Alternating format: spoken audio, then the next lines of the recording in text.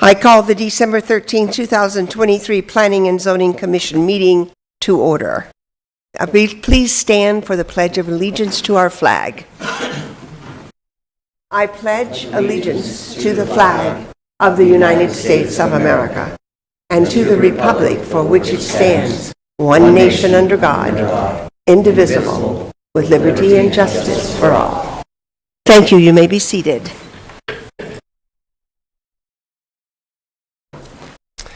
Laura will have the roll call, please. Commissioner Barlow? Here. Commissioner Bradshaw? Here. Commissioner Kelly? Here. Commissioner Hassett? Present. Commissioner Hubbard? He stepped down. Oh, thank you. Commissioner Martin? Present. Commissioner Patillo? Here. Commissioner Alexander? Here. Commissioner Morse? Here. And Chairperson Gillette? Here. We have a quorum. Thank you. I'm asking for the automated announcement message. Anyone who has not signed in, please do so at the table located in the lobby. Should anyone wish to speak, please complete a request to speak form, which is also located on the lobby table next to the sign-in sheet. A request to speak form must be completed for each item you would like to speak on. Please note, there are stairs on the right, left, and center aisles, and we ask that you use caution when using the stairs. There is also a ramp located to the audience's left. If anyone has written comments, exhibits, petitions, photos, or letters they intend to present at today's meeting, have 17 copies and give them to a staff member at the back of the auditorium. Staff member, please hold up your hand for the audience. If you do not have 17 copies, you may use the overhead camera to present your documents. Please place your documents on the podium and line it up with the arrows indicated. If you want your documentation to go on record, you must hand them to the clerk after your presentation with the agenda item number clearly marked on the documentation. Members of the public cannot speak to staff members that are seated at the tables with microphones during the meeting. If you have questions, please see the staff member located in the back of the auditorium. All speakers will be limited to 2 minutes to make their presentation statements. Everyone, please turn off all cell phones or place them on vibrate during the meeting. If you must take a call, please leave the meeting area and go outside to have your conversation. We also ask the audience to refrain from talking with one another during the presentations and discussions. Today, the Planning and Zoning Commission will hear public testimony and then forward a recommendation to the Board of Supervisors. Everyone attending the meeting is asked to remember that the administrative building and campus are tobacco-free areas, which means no smoking is allowed from curb to curb. No food or drinks are allowed in the auditorium except for bottled water. If there are any items remaining on the agenda, the Commission will break for lunch for 1 hour per the Chairman's discretion. Now I'll call for a motion to approve the minutes from the November the 8th meeting. Make a motion to approve the minutes as presented. Second the motion. Who seconded it? Alexander. I have a motion and a second. All in favor say aye. Aye. Opposed? So moved. Item number 1, staff report by Amy Patsy. Item number 1 is an evaluation of a request for a rezone of assessor's parcel number 217-18007 from an AR 36A agricultural residential 36-acre minimum lot size zone to an AR 5A agricultural residential 5-acre minimum lot size zone to allow for a minor land division in the Golden Valley vicinity. Staff recommends approval with the standard conditions. Thank you. I'm going to open the public hearing. Do we have anyone who wants to speak on this item? Chairperson Gillette, the applicant is on Teams if you have questions. Okay. Thank you. Anybody have any questions on this to the applicant? Hearing none, I'm going to close the public hearing. Does any commissioner have any comments or questions? Hearing now, I'll call for a motion. Motion to approve item 1 with staff recommendation. I have a motion by Commissioner Kelly, seconded by Commissioner Alexander. All in favor say aye. Aye. Aye. Opposed? Aye. So moved. Note 1 aye.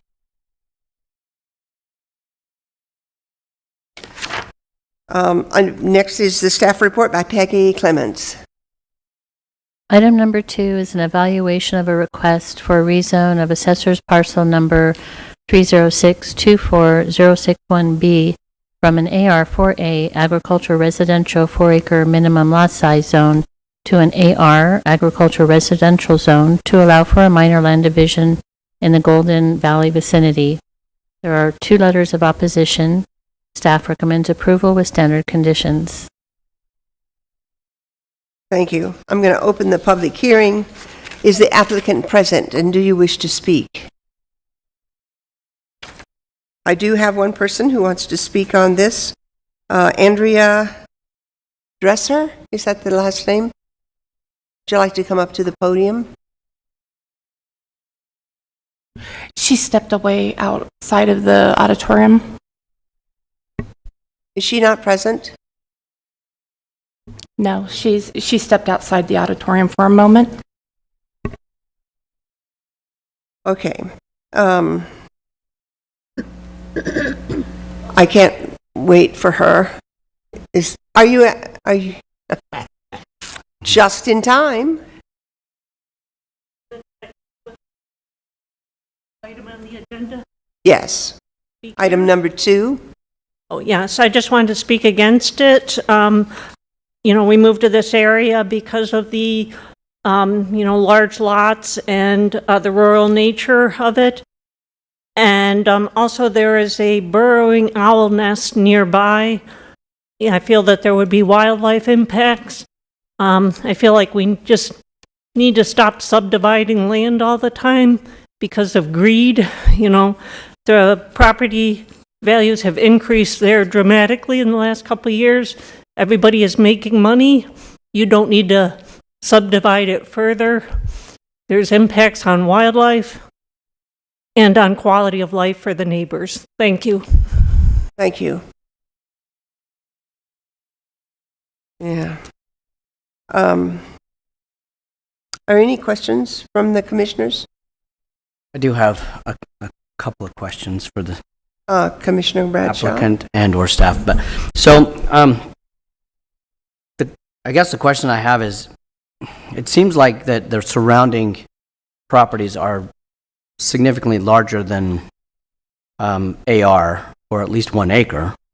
And so is the intent to break this down to 1 acre parcels or to 2 10-acre parcels? I mean, it looks like we're, at least in the very close proximity. I see down the street there may be some 1 acre parcels, but close doesn't seem that small.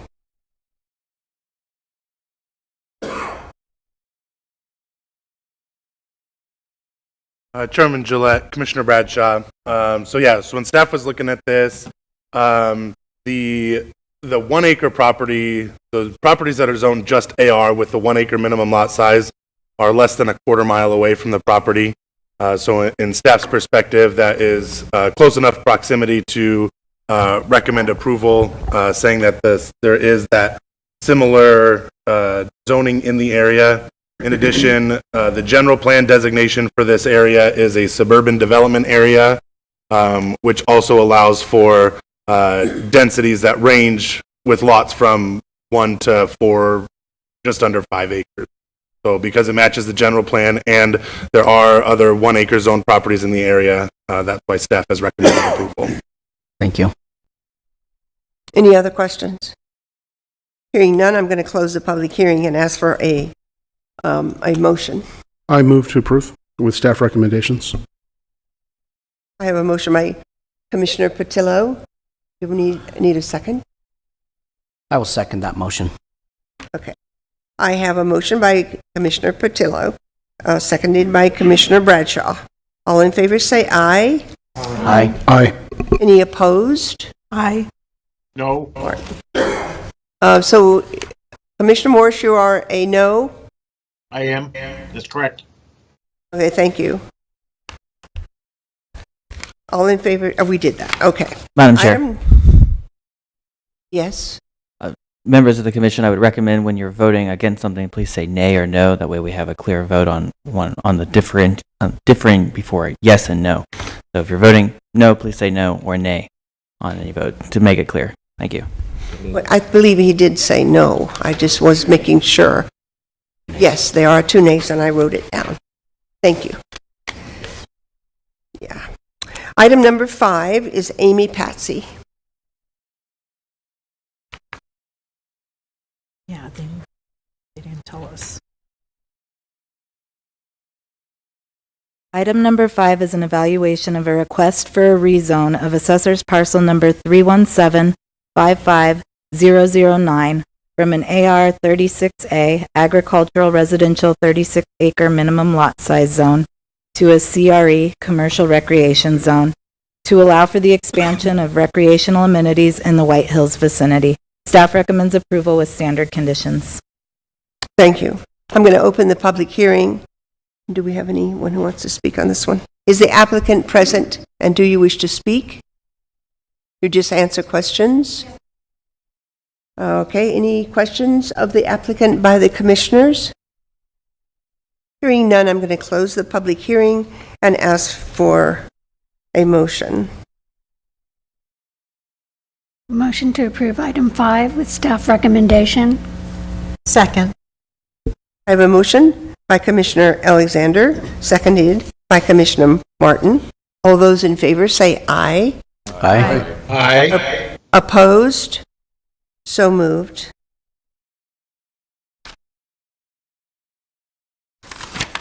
Item number 6.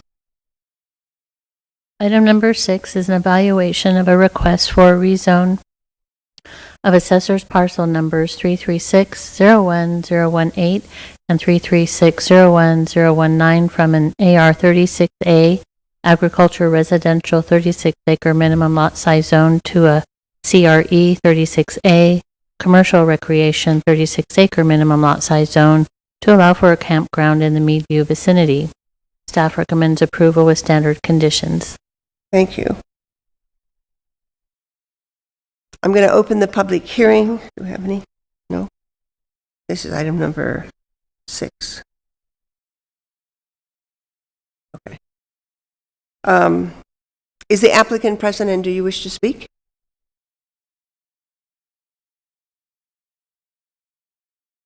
Do the commissioners have any questions of this applicant? Yes, ma'am. Chairman.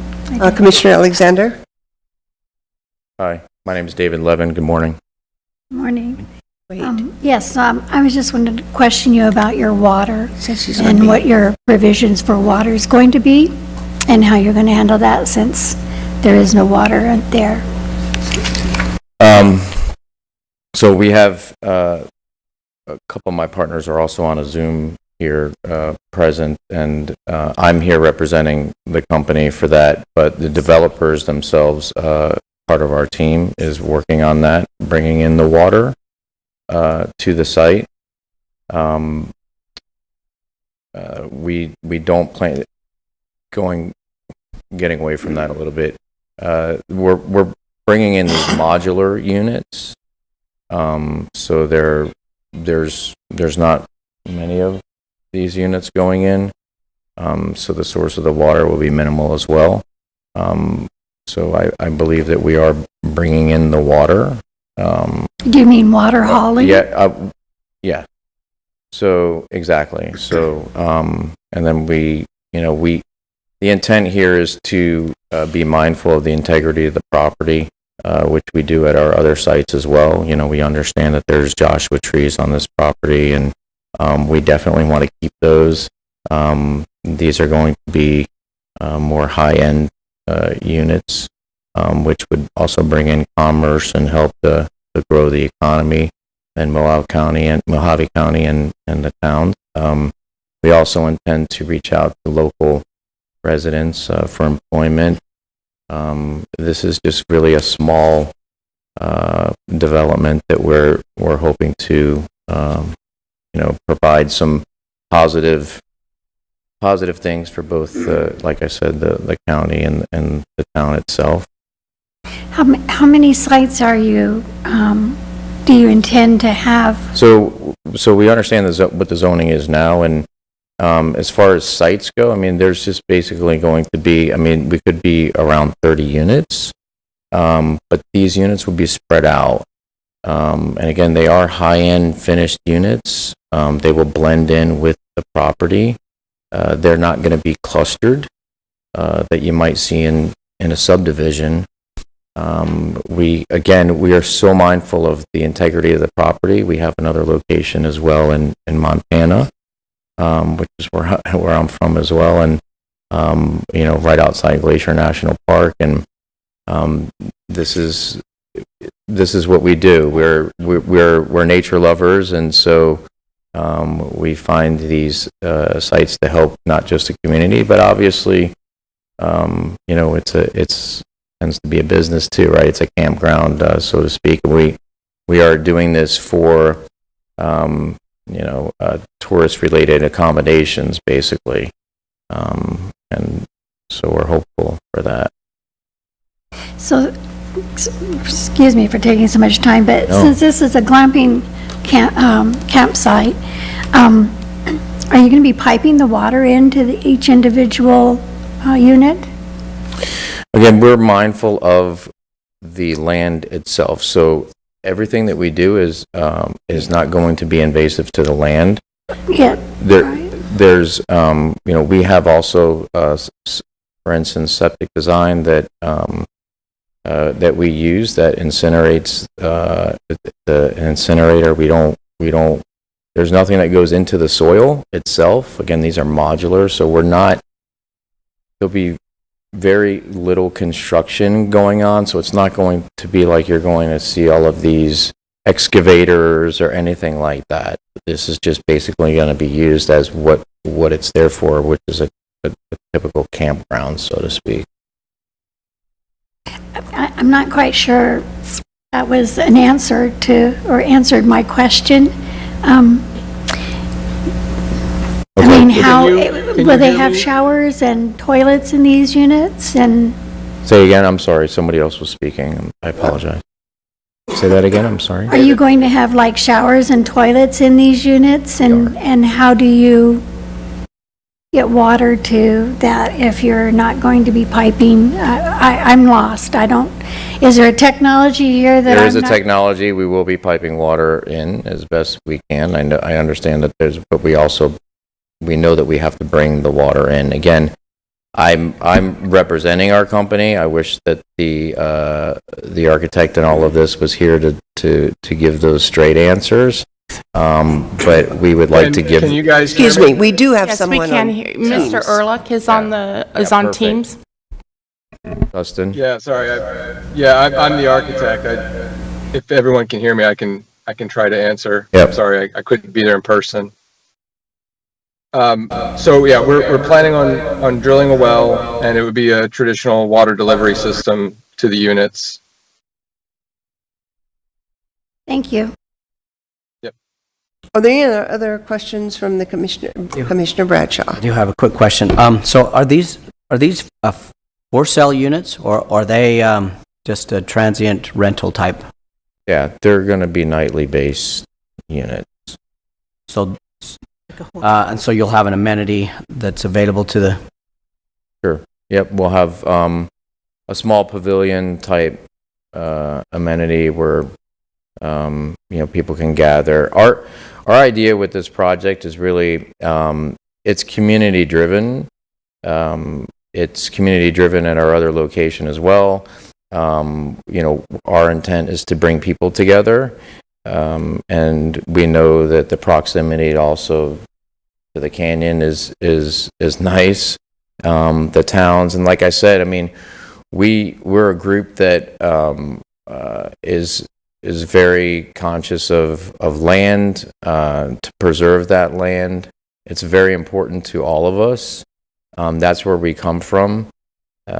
And we also like to get communities involved in our projects, which would be local vendors. Anybody with some sort of skill set, for instance, just as an example, in our Montana location, it's pretty popular with fly fishing. We bring in guides, we do fly tying classes, we do things like that to help bring the local vendors so that we can, again, help the economy grow there. So it's really a win-win for everyone, we believe. Yes. Commissioner Martin? I'm just concerned with our water issues. And if you're going to be drilling a well, I mean, I would rather see our water being used for full-time residents than a hotel type of scenario. Okay. So I understand that. And with all due respect, this isn't going to be some big hotel planted on the But property. 30 units are 30 units. Yeah, they're really spread out though. So I mean, in all honesty, it would be the same as when you're driving. And again, there's setbacks too. So we're going to be much further from the road, much further.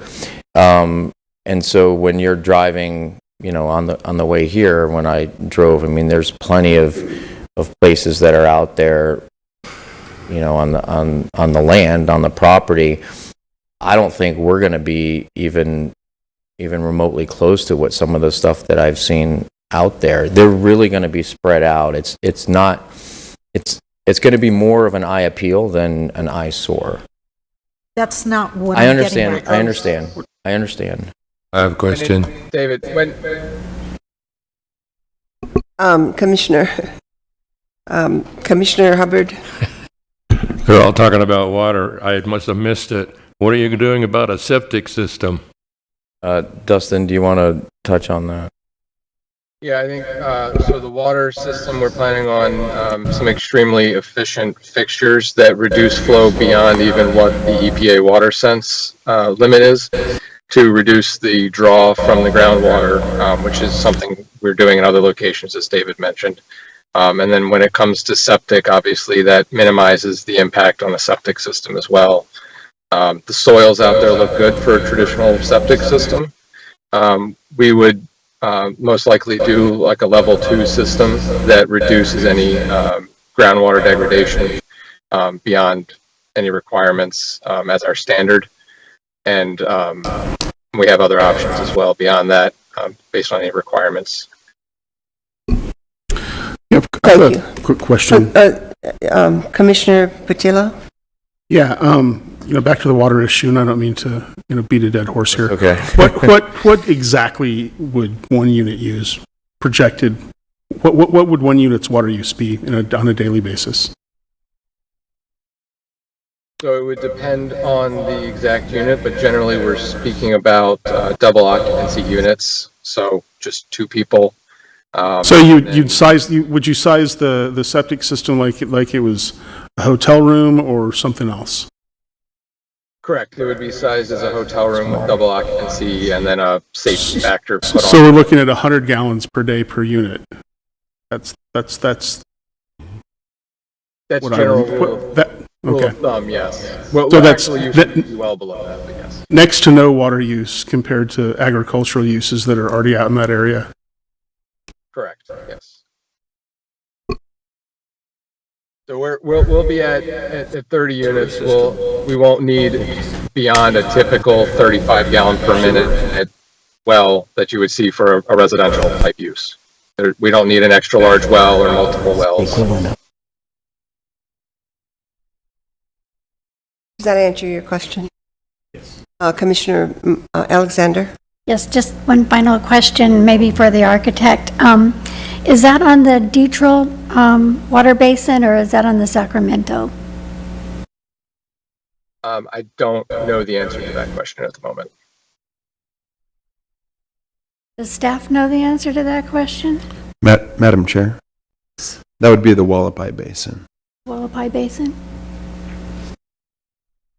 Okay, any other questions from the commissioners? I have a quick, maybe. Okay, Commissioner Bradshaw. So if I'm looking at this correctly, you're looking at 550 acres. So this request is for a rezone of 550 acres approximately with 30 units. About a tenth of the property. So 1 unit for 20 acres for easy math. Yeah, it's very minimal, yes. Thank you. Thank you. Okay. Oops. Commissioner Martin. Okay, and I guess this is for staff. Can we put a maximum number of units allowed on this rezone? I hate to leave it open-ended and just have a flood of units on this property. Madam Chair, Commissioner Martin, the commission can add a recommended condition to the rezone as they see fit. So the answer to your question is yes, you could do that. Okay, thank you very much. Based on that, I have a quick question on that. So would you be okay with a maximum stipulation of, again, this is 1 unit for 20 acres. Right. 50 maximum. I mean, it seems, I'm not asking. I listen, I mean, the truth is we would like to move forward with this. So, and we understand everyone here and what their position is, and we respect that 100%. I mean, if you're asking us, would we accept 50 so that we can move forward? I think the answer to that would be yes. So. That's 1 unit for 10 acres. It's still incredibly low density. Yeah, it is. Yeah. Well, it's not the density, I'm concerned with the water. Right. We're looking at less than 1/10 of 1% lot coverage, and 50 units would be our maximum here anyway. So I think we would agree to that, yes. And right now, that's not even in the plan, so. Well, not only that, but you would have to have all the units filled at the same time. Exactly.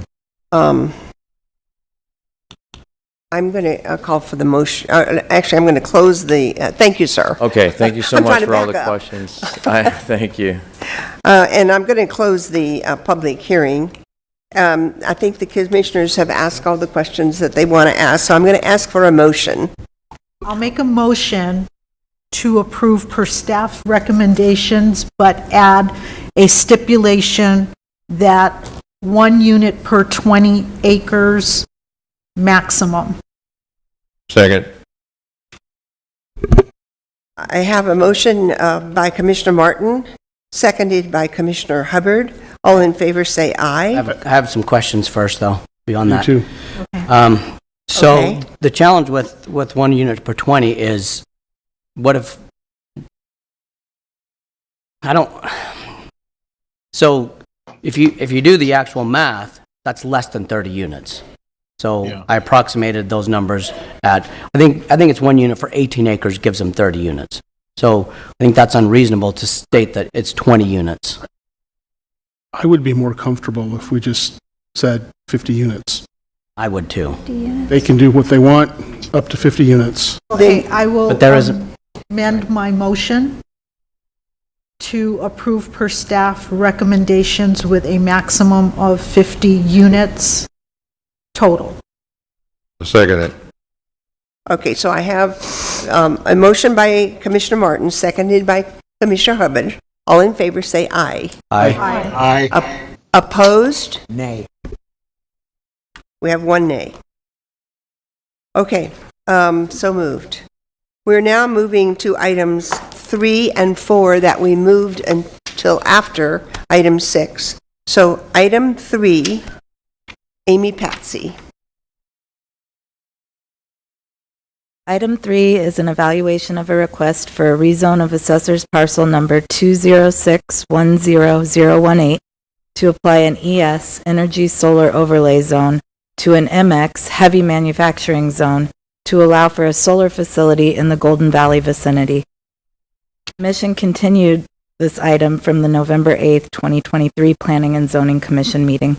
Staff recommends approval with the standard conditions. Thank you. I'm going to open the public hearing. Is the applicant here, and do you wish to speak?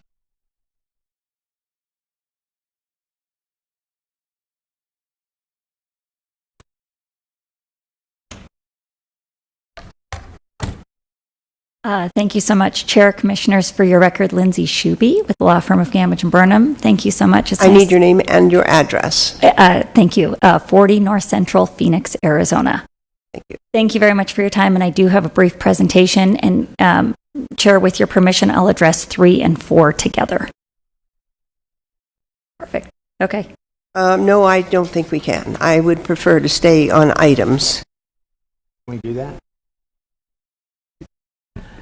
Chairperson Gillette, they are going to do a 10-minute presentation that will incorporate both items 3 and 4, like we've done in the past. There is a PowerPoint presentation also in your packets, as well as what will be showing up on the screens for you to follow along. Then I believe that we need to have item 4 read as well by Amy Patsy.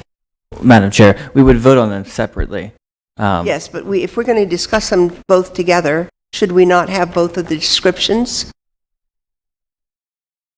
We're discussing, well, should give the presentation collectively, that way that it's not redundant information. You did.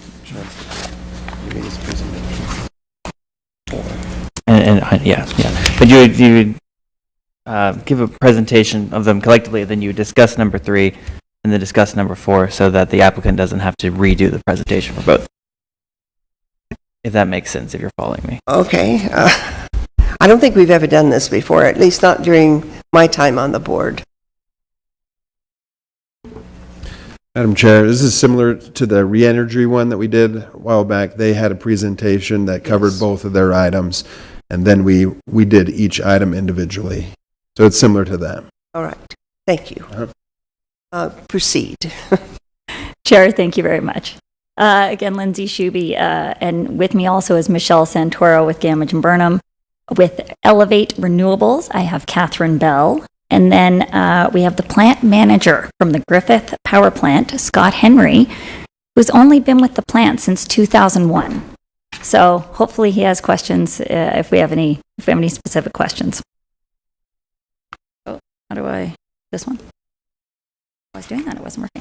Okay, 2 requests, and Chair and Commission, the reason we asked to hear them together is it's the same request. Both pieces of property are in the same proximity. They are both zoned heavy manufacturing. So these are disturbed properties, zoned heavy manufacturing, both to allow a solar facility. The regional vicinity map, I think probably most of you are familiar with where the Griffith Power Plant is. In the vicinity of the Griffith Power Plant are some distribution hubs as well as a cold storage facility, and I believe there are some cold storage facilities that are proposed in the area. So this is a very industrial area. So here are the 2 requests. One is the north parcel that is 700 acres. It is vacant and it is disturbed. There was a solar project proposed at one point, so it has been disturbed land for solar panels to be put on here. It is private land, and again, so that big red box to the north, 700 acres, solar panels only. The south parcel is 150 acres. That is the home of the Griffith Power Plant. We are not doing anything to the Griffith Power Plant. This will be an addition to the Griffith Power Plant. This is the proposed location and interconnection for battery storage. So the 2 do work together. I'm used to saying next slide because I'm not used to controlling my own. So who is Elevate Renewables? Elevate Renewables is a renewable energy company focused on the deployment of battery energy storage, and they specifically focus on co-locating with existing power generation facilities. So exactly like we have here. They're both within the ArcLight family. So Griffith Natural Gas Power Plant and and Elevate are both under ArcLight. And our Elevate Renewables will operate this proposed solar facility. So why should you approve this? Because at the end, I'm going to say, Chair, Commission can respectfully request approval of these two items. Griffith Power Plant has been a great partner, and this is a partner in the same company as Griffith. They are a significant revenue generator. This will, we estimate, about 500 jobs across many sectors over the lifetime of this project. The power, there is no out-of-state contracts. This power is going on to the local grid. And what I've come to understand in working on this project is there is a massive energy demand in this area. As we were discussing, if you think about the East Coast, there are many power plants. We don't have as many out west. So there is a massive energy demand in this area, and this will help supplement that. The parent company has owned and operated the existing plant for over 20 years, and they will continue to invest in this company. The wonderful thing about zoning is it allows you to say yes to some projects and no to others. This is not a fly-by-night operation.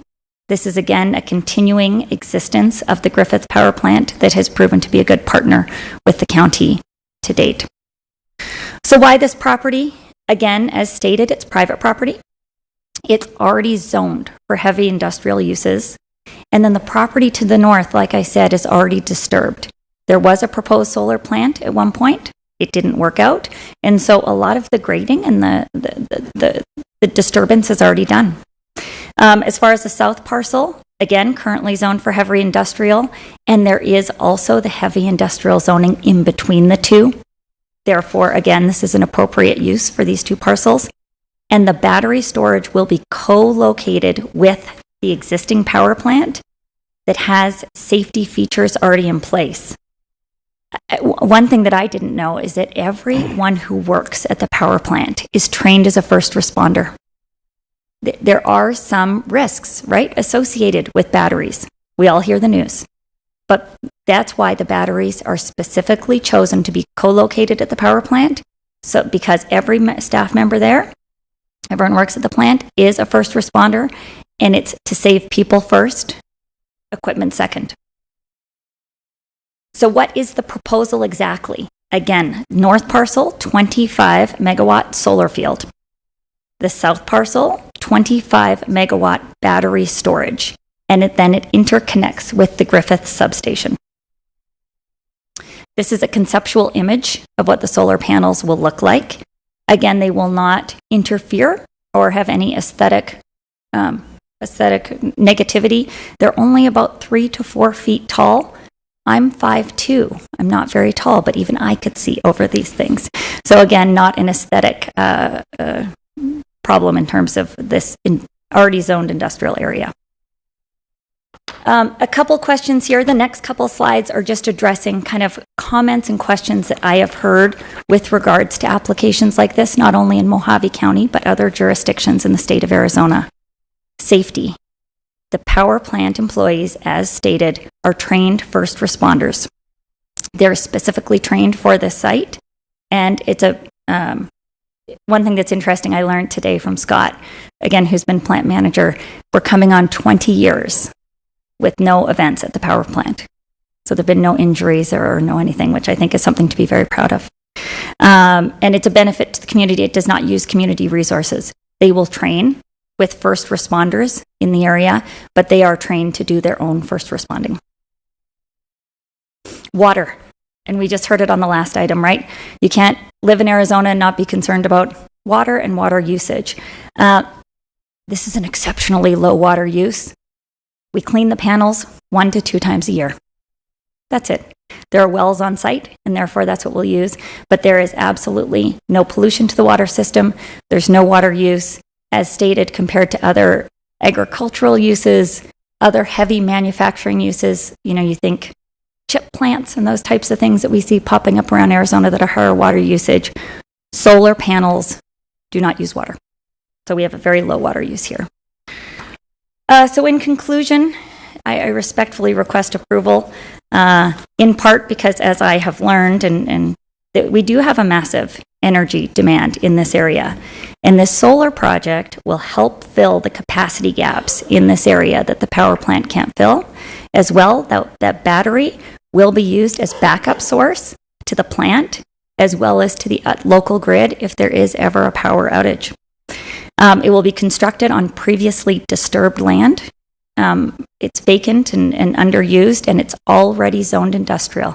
So the request in front of you this morning for both 3 and 4 is just for the overlay. It is not a rezone to the industrial category.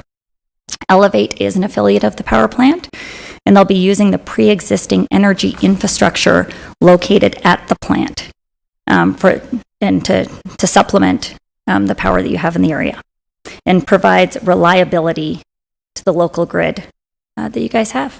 So with that, Chair, members of the Commission, I respectfully request approval and stand for any questions. Thank you very much. I have a question.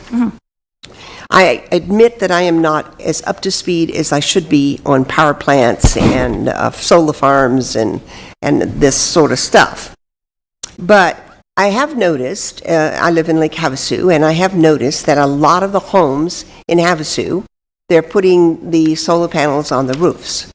So my question is, what are you going to do when there's no more need for your electricity because everybody has it on their own house? Chair, members of the Commission, so great question. One, I would say we have the solar panel people come by our house all the time and we say no. So I don't think we'll ever. I don't have it on mine either. Yeah, I don't think we'll all get there, but I would say there's a lot of other uses. Again, the solar panels collect the energy, they go into the battery, and it helps supplement the plant, commercial uses, industrial uses, as well as residential uses. So again, right now it goes onto the local grid and will support in the same way that the plant supports energy. There is a massive energy need in the state of Arizona. We don't have very many plants. And I hadn't thought about it. And Chair, I'm not an expert either. I'm just a silly zoning lawyer, right? I do residential, multifamily, all the things. But when you think about it, we don't have that many plants. And we do have people moving here. So I think there will always be a need for energy. And again, it's to help supplement with what's happening at the plant, commercial, industrial, residential, all of them. Okay, thank you. That answers my question. The other question that I have is the batteries.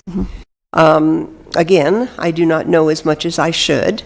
However, I understand that there's a problem with disposal of the batteries. Chair, members of the Commission, that is a great question.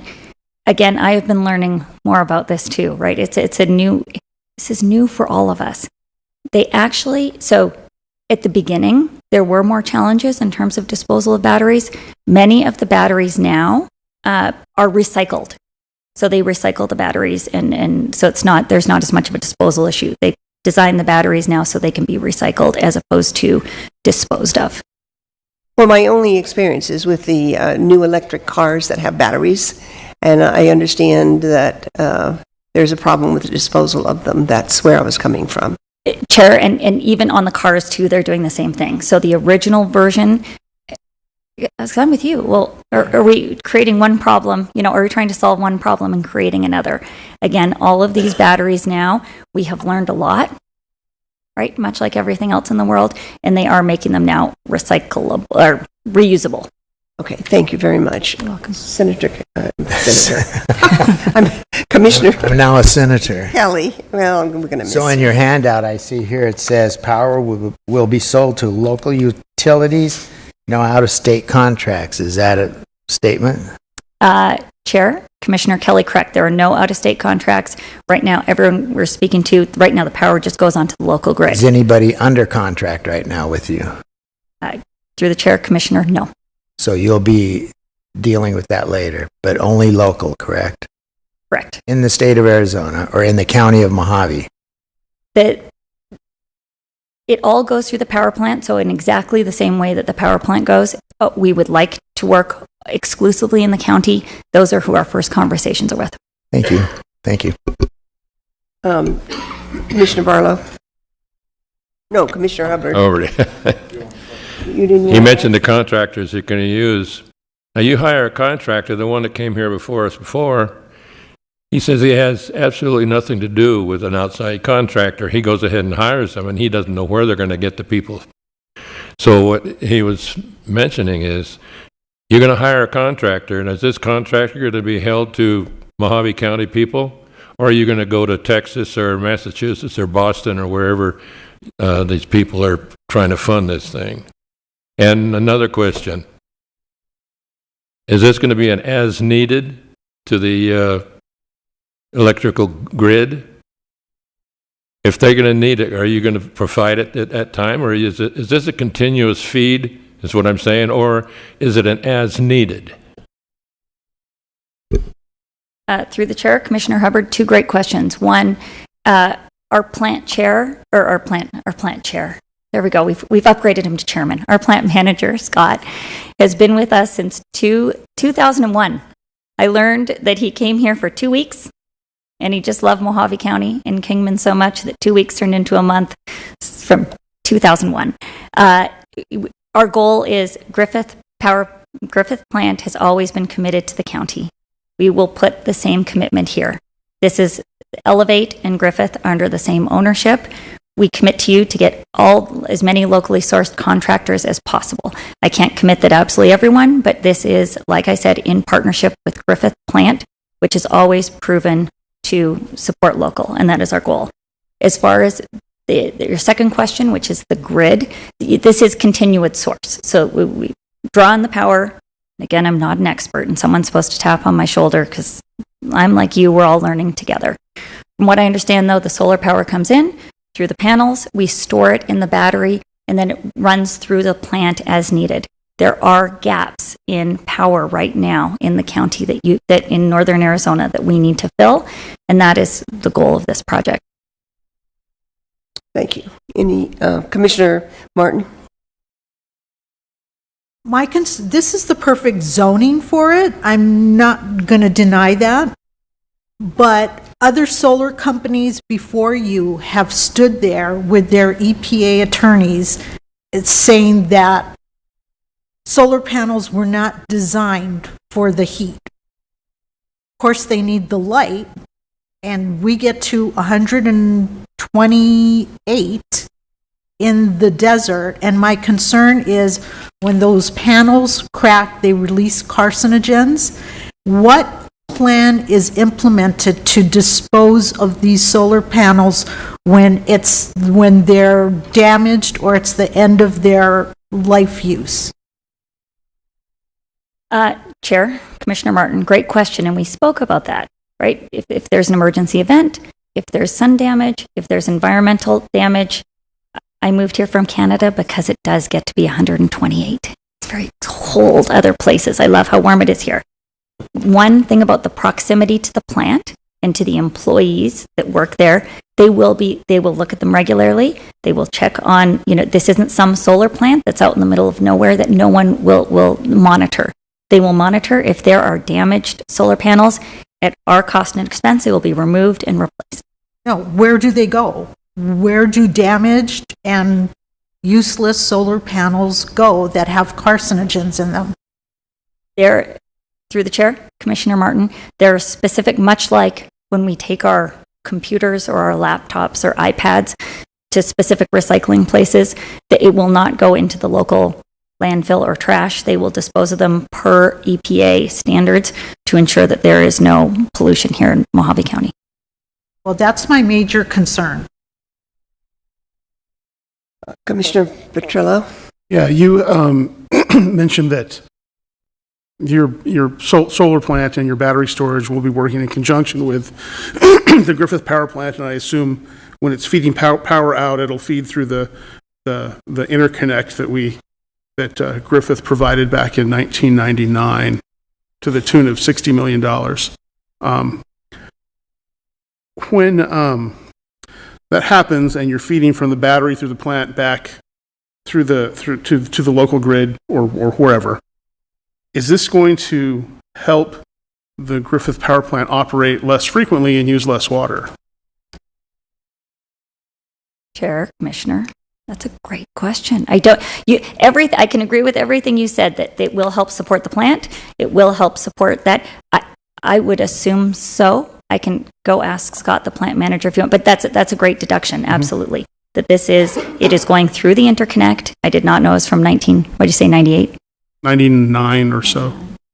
But that is exactly how it works. And yes, it absolutely will. It's less pressure on the plant. And again, the batteries will help to support the plant if there's an issue and will help to support other energy gaps that there is. So yes, if considering the plant uses water, yes, and that it's deductive reasoning that we will use less water with the battery support of the power from the solar panels. Thank you. Commissioner Bradshaw? Yeah, I have a couple of questions based on some of your statements here. Number one, it says significant revenue for local schools and infrastructure. What does that look and how is that revenue generated? Is it tax-based? Is it... Chair, Commissioner Bradshaw, property tax. So Griffith is already a strong property tax generator. That is where the revenue will come from.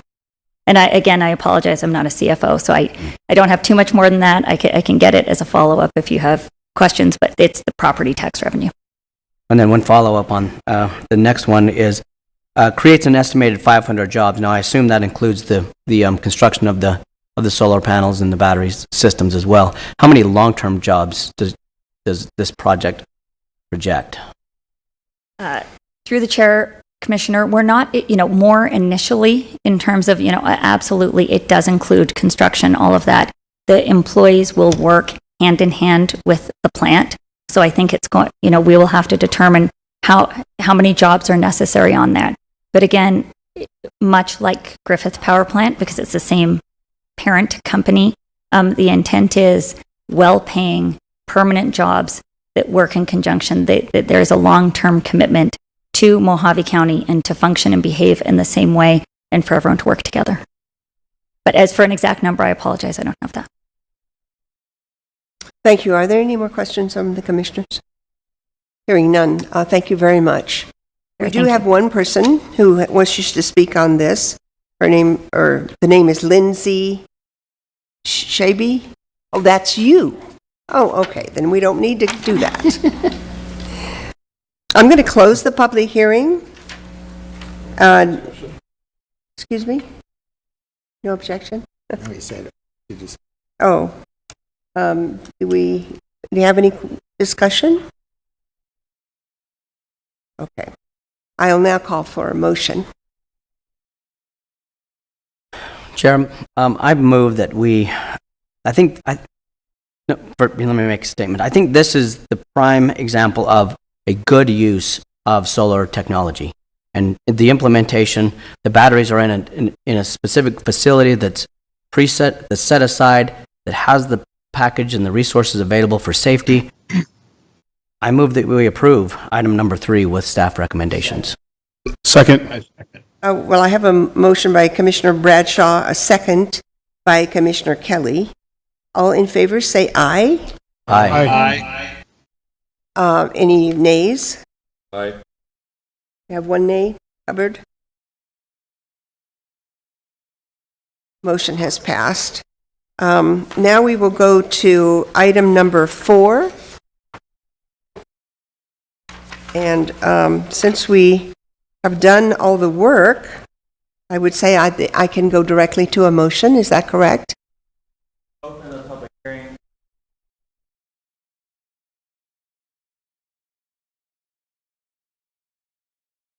Okay. All right. Thank you very much. Then I will open the public hearing, and I'm sure we've heard all from the applicant, and no one else has signed up to speak on this. So I'm going to close the public hearing and ask for a motion. Motion to approve by staff. I'll second that motion. We have a motion by Commissioner Kelly, seconded by Commissioner Bradshaw. All in favor say aye. Madam Chair, was that, Commissioner Kelly, did you say item 5 or item 4? Excuse me? Item 4. Item 4. Okay. We're all straight now?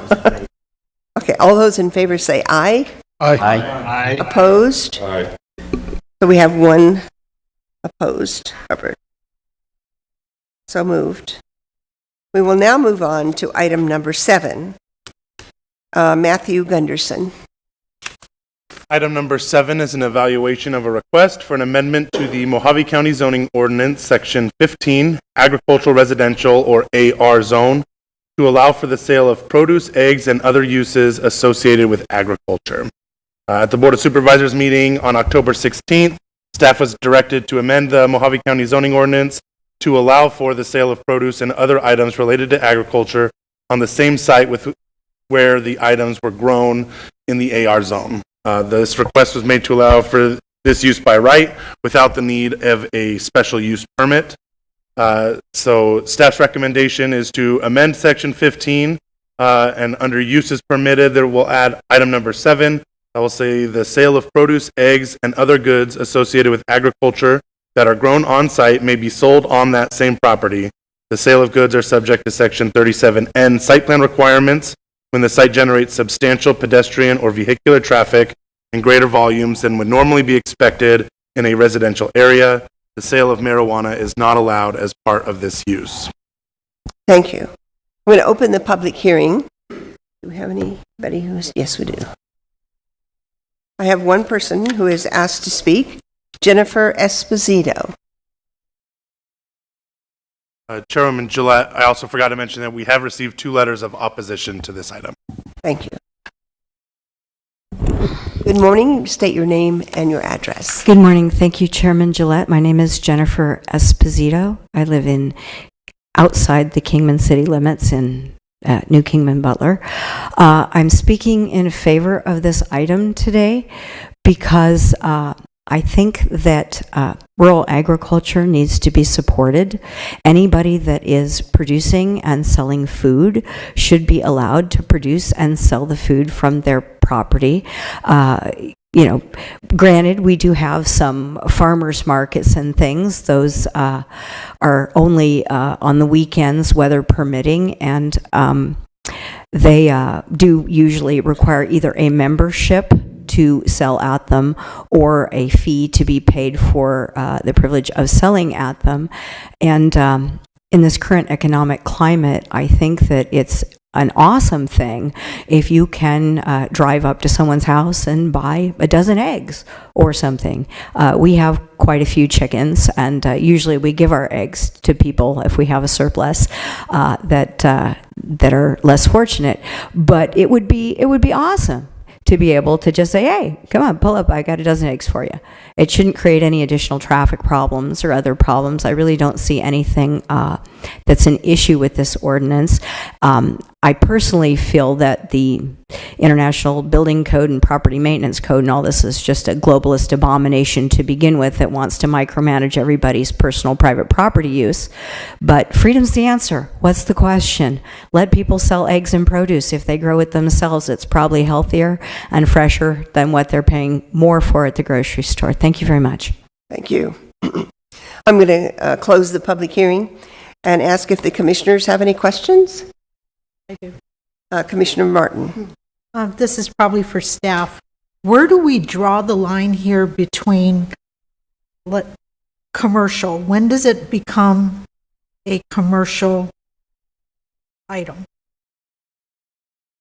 Chairman Gillette, Commissioner Martin. So there's a couple thoughts on that. One is, so in there we put that the area would be subject to Section 37N site plan requirements. So in the event that a site is large enough to where it's going to generate more traffic than is typical in a residential neighborhood, they have to meet the site plan requirements, which are going to be commercial improvements. They would have to provide parking areas, things of that nature. So even though the zoning would allow for it, they still would have commercial improvements they would need to make. And so that's kind of the way to try and curb that. To be honest, I don't know that there's a lot of sites in the county that would generate that much traffic. I think for the most part, they're going to be pretty small little stands where people might sell produce. And I think for the most part, those people that are selling these goods aren't going to warrant that much improvement. But we did throw that site plan requirement in there. So in the event that it does get too large, they are required to provide parking and those commercial improvements for their site. Okay, at that point, would they need to come back to get you're making commercial improvements on a residential property. at that point, shouldn't you be required to apply for a rezone? Chairman Gillette, Commissioner Martin, there are a couple of different uses within the AR zone that do require that site plan that do not require a rezone.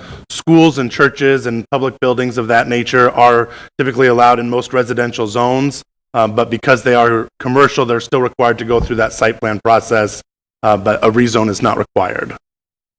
Madam Chair, Yes. I may help answer as well. We also, so if it ever comes to the point that they are selling other things other than what's grown on site, we do have our cottage industry section within our zoning ordinance that would come before the commission and the board of supervisors as a special use permit.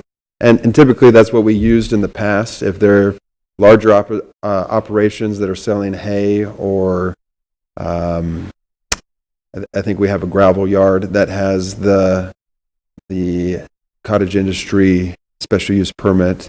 So if they start getting into something like that, then we would require that cottage industry special use permit. What this does is takes out anything that is grown on site. So now your hay or your produce, your eggs, those things would not need to come before the commission, but they still need to make sure that they can accommodate for that off-street parking so that it's not being a disturbance to the neighbors. If they end up selling gravel, that would be something that would have to come to the commission and the board of supervisors for that cottage industry. Okay, thank you. I have one more question for him. Commissioner Hubbard? Do you require them to have a business license so they don't get in trouble? Madam Chair, Commissioner Hubbard, Mojave County, we don't have any business licenses within the county. Okay. We regulate them based on their site plan and the use that's allowed. Okay, so that nobody will come after them for selling something without a license or it. Right. They're okay. I do have question. Sure, Commissioner So- Bradshaw. Thank you. One of the questions that in the letter of opposition, there's this Wholesome Farms that apparently is, if we approve this, does this change the nature of what Wholesome Farms is doing, or are they according to the statement here, they're in violation? Does this change that? Madam Chair, Commissioner Bradshaw, I believe with Wholesome Farms, there's two things that it's kind of going on. They are selling what's grown on site, so that would fix that portion, and they would also require them to come and get a site plan with us, because I do believe they have a little bit of traffic, and so we would want to make sure that they're able to accommodate that traffic. The other thing that we've noticed with Wholesome Farms is they do hold some events, so that it wouldn't necessarily fix that violation that they have with us. We have a special event permit that's required with the county, and so they would still need to come if they're holding events with the local community, kind of like wanting to do a farmer's market themselves on specific days. They still need to come through and get that special event permit with us and show that they meet all our requirements. Thank you. Any other questions from the commissioners? Yes. Hearing none. Sorry, on slight delay. That's okay, Commissioner Morris. Yes. Is there any trigger levels for how you determine whether it's commercial or normal process? Number of cars per day, or is it just primarily based upon neighbor complaint? That's a good question. Madam Chair, Commissioner Morris, with this ordinance, if it's grown on site, they would be able to sell it on site. And so there wouldn't necessarily be a trigger if they ever get to the point that they can't accommodate for the amount of people that are on site, then that's when we'd probably need to reevaluate. Currently, we don't necessarily regulate people just selling their eggs or their produce on an occasional basis. But when they do get like Wholesome Farms where they're selling it on a daily basis, that's when we say, hey, you need to get this cottage industry special use permit. In this instance, if they're growing it on site, they don't need to get that anymore. And we would just still require that site plan. Thank you. I personally feel that this is a good thing. I used to sell eggs in Lake Havasu. So, and especially with this prices being what they are. Commissioner Martin, did you wish to, Commissioner Alexander? Yes, ma'am. Yes, there was one other, in one of the opposition letters, there was an issue of the entrepreneurs owning and living on the property that they were concerned about. Are we still going to require that these people actually live on site? Or is that going to allow someone to come in and just use a property to sell? Do we need to put that in a motion? Madam Chair, Commissioner Alexander, that's a great question. When we were directed by the board, we just kind of followed their directions as far as what they were looking for in the ordinance. Our current cottage industry requires that the entrepreneur needs to live on site. That is a condition that the commission and the board can place on this ordinance if they would like. I think that's something you can make in the motion as well. Okay, thank you. Any other questions? Hearing none. Real quick, I just have a comment based on that. Commissioner Bradshaw? Thank you. So so I think that's a great idea. My issue with that is if it's grown on site and it's a product of that property, what does it matter who actually owns the property, in my estimation? Because you're getting value add to the community, you're getting value add to the economy. It seems like that's an infliction that probably doesn't happen often, and doesn't seem like it warrants a lot of conversation in my estimation. I don't think she was talking about owns the property. I think she was talking about living on the property. Correct? Well, for example, if there was a vineyard and they grew grapes and the owner lived in Phoenix and he hired somebody to come and sell his grapes on that property, it seems reasonable. I believe that this would cover that. Yeah, I believe that would be more of a commercial I think it entity. would. And it's my understanding that this is to allow the private people who live on the property to be able to sell the produce that they create and the eggs that they create as something less than a cottage industry. And so I think I would feel more comfortable in adding to the motion that this would be for property owners living on the property. Well, that would present a problem for somebody who is renting a property and That's true. growing their own eggs. True. So I'm not sure that's a good way to go. That would be an Well, occupant, though. In that case, wouldn't they come before us and get a special use permit? This is, the whole idea of this is to prevent that from having to happen. Well, it would be only on a case where they do not reside at the property. But if we just don't put that in there, we Just don't wouldn't have put that owners. problem. Yeah, just don't put owners, but residing on the property. The entrepreneur should reside at the property. But as I said, it would create a problem with renters. Does staff have any answers here? Madam Chair, that is the language that we use, is the entrepreneur. So the entrepreneur doesn't necessarily mean that they own the property. So it could be somebody that is renting, so that would be fine. So if whoever is doing the selling of the produce or the whatever's grown on site, the entrepreneur lives on site would be the condition. And that's what we use in the cottage industry, because that's not always the owner as well. Thank you, Scott. All right, I'm going to close the public hearing. I think I may have already done that. And entertain a motion. I'll make a motion to approve item 7 with staff recommendations and an additional recommendation that the entrepreneur also reside at the site. Second. I have 2 seconds, so I'm going to take the first one I got. I have a motion by Commissioner Alexander, seconded by Commissioner Hubbard, All those in favor say aye. Aye. Opposed? Nay. I have one opposed, so this motion passed.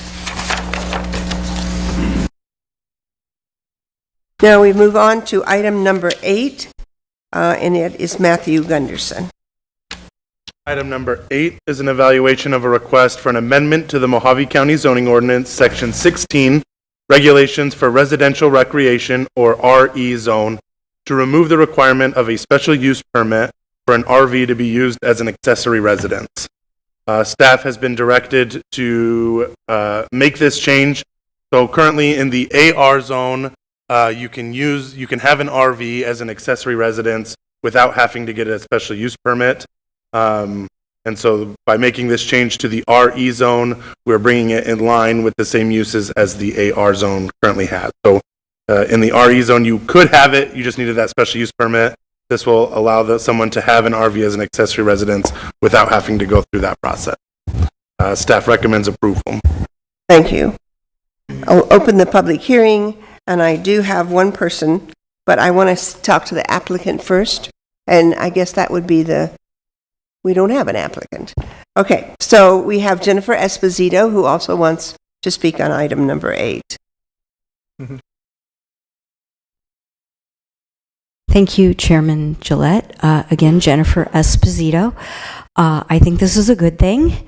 I think that constantly requiring property owners to, when you're taking their right and then you're selling it back to him in the as a permit or a fee, it seems a bit silly. We have a lot of again, in this economic climate, we have adult children, teenage children that would like to maybe not be right under mom and dad's roof and maybe be within eyesight and supervised, but have some sort of autonomy, or temporary relatives coming to stay. We have a lot of snowbirds.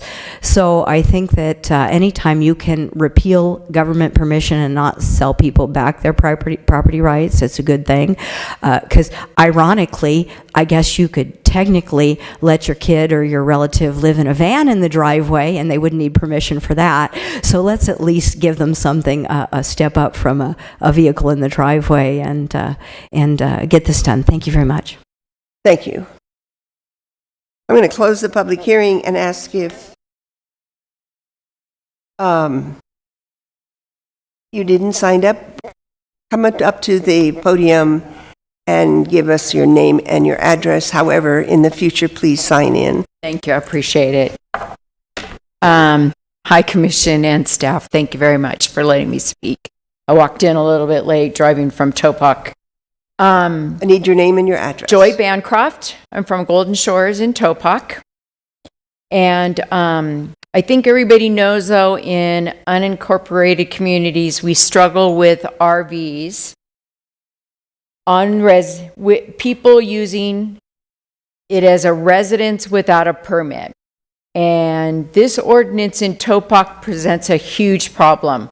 We have drugs and unsavory residents who move RV after RV on a piece of dirt, and they start bringing all their junk, and then we're forced with trying to figure out how to remove them. So we have to either rely on law enforcement or code enforcement. And I'm concerned that we're now reducing the requirements, which is going to elevate this for our community. So I ask you to be mindful about this requirement, and maybe we need to add some more stipulation. I don't know exactly what that would be, but for us, we struggle with this all the time.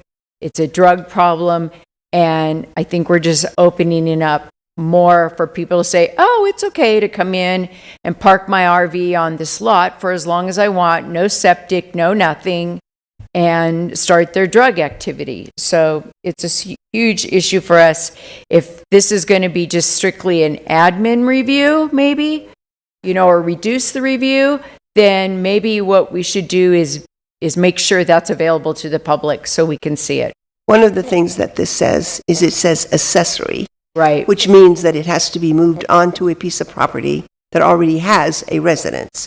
And I do believe that it's speaking in singularity, so it doesn't mean you can move 3 or 4. It says 1. Correct, but it still is a problem even with accessory residence. I just wanted you to know that. Thank Somebody you. to I be appreciate it. mindful, please. Thank you. Thank you. I'm going to close the public hearing and ask the commissioners if, Commissioner Patillo? Yeah, I've got a question for staff. Somebody wants to put, presuming this passes, somebody wants to put a RV of some sort on their property. How are they going to ensure that they have proper wastewater capacity on site? Because typically this is going to happen in the rural areas. They will be more on septic or alternative systems, and it's my experience that those systems are always built as small as humanly possible when somebody puts in, a dwelling of some sort. It always baffled me as to why somebody would spend $250,000 on a house and only put in a 1,000-gallon septic system. Madam Chair, Commissioner Patillo, this item doesn't take away the need for an accessory residence permit. That's something that is reviewed by all of the departments within Development Services, Environmental Quality, Planning, Permitting, and so they make sure that all the requirements are met, especially that the septic system that is currently on the property is large enough, or if they need to put another septic system on there, that the property can accommodate both systems. And so it will still go through that review. What this item does is remove the need to come before the Planning and Zoning Commission to have that accessory residence, the same as the AR zone currently has. They going to have to get plumbing permits to hook up, or what? Madam Chair, Commissioner Patillo, that's correct. Yeah, they would need to receive all of the required permits. If they need to get an electrical permit, a plumbing permit, septic permit, they would still need to apply for those as well. And Commissioner Martin? I would be more comfortable if it were made more clear, one accessory residence. Because if someone had 3 RVs on their property. Madam Chair, Commissioner Martin, we do have a whole section in our zoning ordinance for accessory residences, and that section does clarify that you can only have 1 accessory residence. And that's including the RV. We do have a portion within that section that speaks to specifically RVs as accessory residences, that you can only have 1. Okay, so can I just get a clearer picture? If I had a piece of property and I wanted to park an RV on my property, what steps would I need to go through to be legit? Absolutely, Madam Chair, Commissioner Martin, you're looking to live in this RV, is that what you're saying? Or let's say my kid, we're going to live in this RV, what steps would I need? So it'd be, if the property is vacant, there's no house on it, we do, currently, our RE and AR zones allow for 1 RV with a temporary permit. So you would come to the county with the permit application for a temporary residence, which allows you to live on that property in that RV for 1 year, but then you can renew that annually. With that, you also have to show that your property has an approved septic system that can accommodate for that RV. If there's already an existing primary residence on site and your property is zoned AR, all you would need to do currently is come and get the accessory residence permit through our department. We make sure that it meets all of our requirements. We make sure that the septic system is sized properly, that if you're getting any other electric or plumbing permits, that you would apply for those as well. Right now, if your property is zoned RE, you would first have to come to the Planning and Zoning Commission and then get that accessory residence permit. What this step would be doing is So they taking away still that. need to get the permits? Correct. Okay, we're This- just eliminating the step coming here. Correct. Okay, okay, I'm comfortable with that. Okay, any other questions by the commissioners? Hearing none, I am going to ask for a motion. Motion to approve per staff recommendation, item 8. I have Commissioner Martin, and I have a second by Commissioner Morse. Barlow. Goodness. All in favor say aye. Aye. Opposed? No. We have one no. Patillo. Motion passes. Item number 9. Gilbert Maybe. Could you pronounce your last name for me, please? Maybe. Smaby? It's Smaby, Gilbert Smaby. Smaby. Madam Chair, Commissioners, my name's Gilbert Smaby. I'm your Chief Building Official for the county.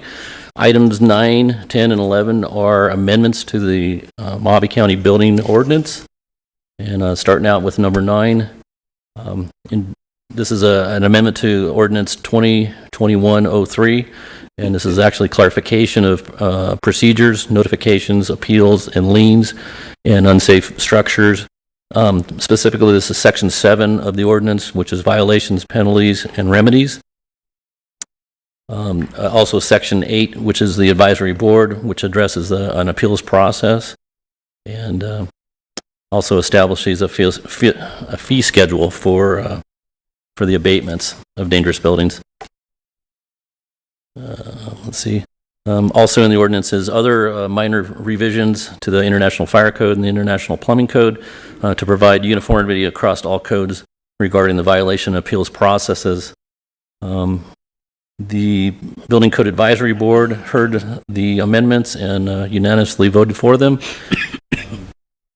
Staff's recommendation is to adopt the amendments to the International Building Code and also forward your recommendation with the recommendation of the Building Code Advisory Board to the Board of Supervisors for their consideration. Thank you. If you have any questions, I'll stand for that. I'm going to open the public hearing first and allow the people who have signed up to speak against this or for it. Jennifer Esposito.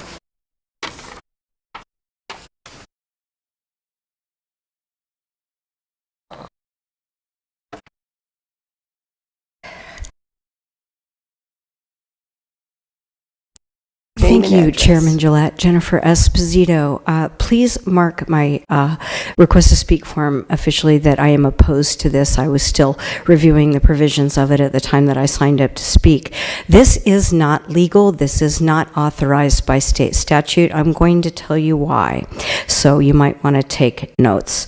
The Attorney General has office a while back gave an opinion that pursuant to Arizona Revised Statutes, ARS 11-251.05A1, counties may adopt ordinances except which are not otherwise specifically limited.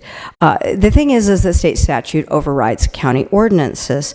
And the problem that you have here is that the due process for appeals from the development services is codified in 2 statutes, which you might want to take a look at. One is 11-816's Board of Adjustments, Powers and Appeals, and the other one is Title 9, 462.06 Board of Adjustments. Now, I'm sure that none of you are aware that when I lived in Quartzsite, I was appointed to the Planning and Zoning Board, so this is something of which I'm very familiar with. The state has already determined that appeals and requests for variances and other things are specifically codified, that you're required to have a Board of Adjustments, that the Board of Adjustments may appoint a hearing officer, but that does not preclude an appeal from the hearing officer to the Board of Adjustments, and the appeal is from the Board of adjustments to Superior Court. There is no authorization anywhere in the statute, and I took the liberty of reading absolutely everything in Title 11, 251, Powers of the County Board. There is no power to create a Board of Appeals.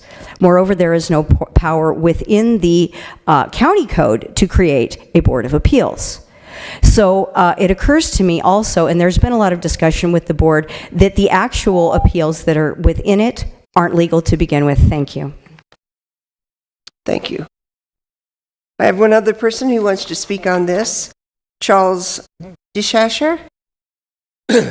Yes, my name's Chuck DeShazer, 8778 Polaris Road, Topak, Arizona.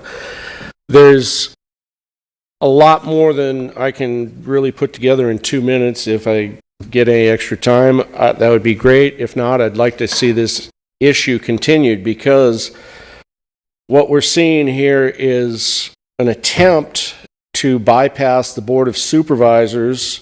Under 2020-07, it lays out everything that is required to be on a notice and order. It lays out time frames, and that the only appeal process is through the Board of Supervisors.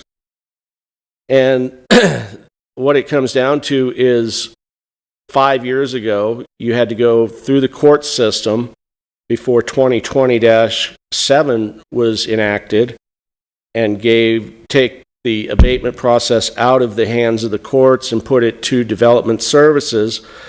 The zoning department is currently using 2020-7 correctly, and all these amendments that are being made to the 2021-3 for this item number 9 basically is taking the appeals process away from the Board of Supervisors, giving it to the Building Code Advisory Board, which seems a little crazy to me that they voted to pass it along to you without recusing themselves. They're creating their own board as the appeals process. I'm not opposed to appeals as long as they're done legally. The whole reason that they're doing these amendments is because they've been illegally not following the 2020-7 on what's being put in there. They've been violating 4th, 5th, 6th, and 14th Amendment rights to the U.S. Constitution for the last 3 years. And if you have any questions, I'm more than willing to answer them, but just ask the staff how any of these amendments are to change 2020-7 from not being followed. It says right in there that they have to post it in a certain way, that the appeals process, and now they're changing under the International Building Code a whole different appeals process just because Gilbert wants to. Thank you. I appreciate it. Staff? Madam Chair, I could dive in, but I would rather if you had specific questions that I could more logically answer them. Well, this is above my pay grade. I have a question then. Commissioner Alexander? Thank you. We are a recommending board to the Board of Supervisors. Does that not follow suit with the advisory board? Does the Board of Supervisors ultimately hear the advice and then act on the advice? When it comes to both the Building Code Advisory Board and this committee, in fact, I think everything or almost everything that goes to the Building Code Advisory Board comes here afterwards, and then ultimately the Board of Supervisors. So the Board of Supervisors do hear the appeals? When it comes, so appeals do not have to go through the Board of Supervisors. The Ninth Circuit Court of Appeals has determined that as long as the 5th and 14th Amendment due process check marks are complete, they don't have to go to the Board of Supervisors. For this particular one, the board asked us to change the appeals on both 2020-07, which is a public nuisance abatement, versus 2020-01 or 2021-03. For ease of a series of numbers flying around, I'll say 07 or 03 to make it easier. So they asked us to change the appeal section of 03 and 07 to actually take it away from them because they felt that their position as elected officials would blur, and they would rather have a neutral third party decide the appeal. That's what we're doing on 2020-07, which doesn't have to come here because it's a public nuisance, and 2020-103 has to go through the both Building Code Advisory Board, and here's why it's here. So Holly can answer more specifically to that. After it goes through the appeals process, as we have laid out under the Building Code Advisory Board, it's appealable to Superior Court. They can appeal it within 30 days. So due process is satisfied. They have plenty of notice. They get 30 days notice at least before the building division takes action. And usually it's a little while longer because we'll get people to contact the division and they'll try to work with the individuals to get the issue remedied. As far as the appeals going to the Building Code Advisory Board, the statute that gives us the authority to adopt a building code is 11-861. Specifically gives the counties the authority to adopt a building code. The building code, the requirements of the building code are that they have to be a nationally recognized building code, which the International Building Code is one such code. Within the International Property Maintenance Code, it does lay out a series of requirements, and it does have a section 111, which is a means of appeal. However, it didn't clarify every step in the process, and that's why we took it out, so that we could make this process more clear for individuals, as well as specifically listing their right to appeal to Superior Court, which it doesn't list in this building code. So we're giving individuals more notice and more due process than is currently in the building code. So to simplify this, before they would go before the Board of Supervisors, and now they'll be going before the Building Code Board, the County Building Department. Well, so the Board of Supervisors, so the reason that we removed this process from the Board of Supervisors is because the Board of Supervisors is the lawmaker. They're the ones that determine the laws that they have in the county. If we were to have them be the decision maker on top of that for disputes, it doesn't necessarily make sense. For example, if we were to go to, I know Mr. Patillo used to be in charge of environmental quality, so a dispute on a septic tank, they don't have it stay within the department. It goes to an outside party. It goes to the Office of Appeals and Hearings. So this, having it go to the Building Code Advisory Board is a third party that's not the lawmaker. They don't make the laws. They only make recommendations, as this body does, to you and then to the Board of Supervisors. So everything that comes through the building division will go through the process. So to have the Board of Supervisors be the ultimate decision maker in a dispute is keeping it in the same, it should be a separate and apart from the board, from the lawmakers. Okay, so this takes the Board of Supervisors out of this procedure. The only piece, the courts in. The only piece that it does allow the Board of Supervisors to do is place the assessment. Okay. And that's after the appeal has gone through. If the individual who has a violation lost their appeal to the Building Code Advisory Board, then the lien would be, or the assessment would be placed by the Board of Supervisors. So we will be forming a new advisory board, a building. We currently do have a Building Code Advisory Board. We do. Yes. And these proposed changes have already gone through that process, the Building Code Advisory Board.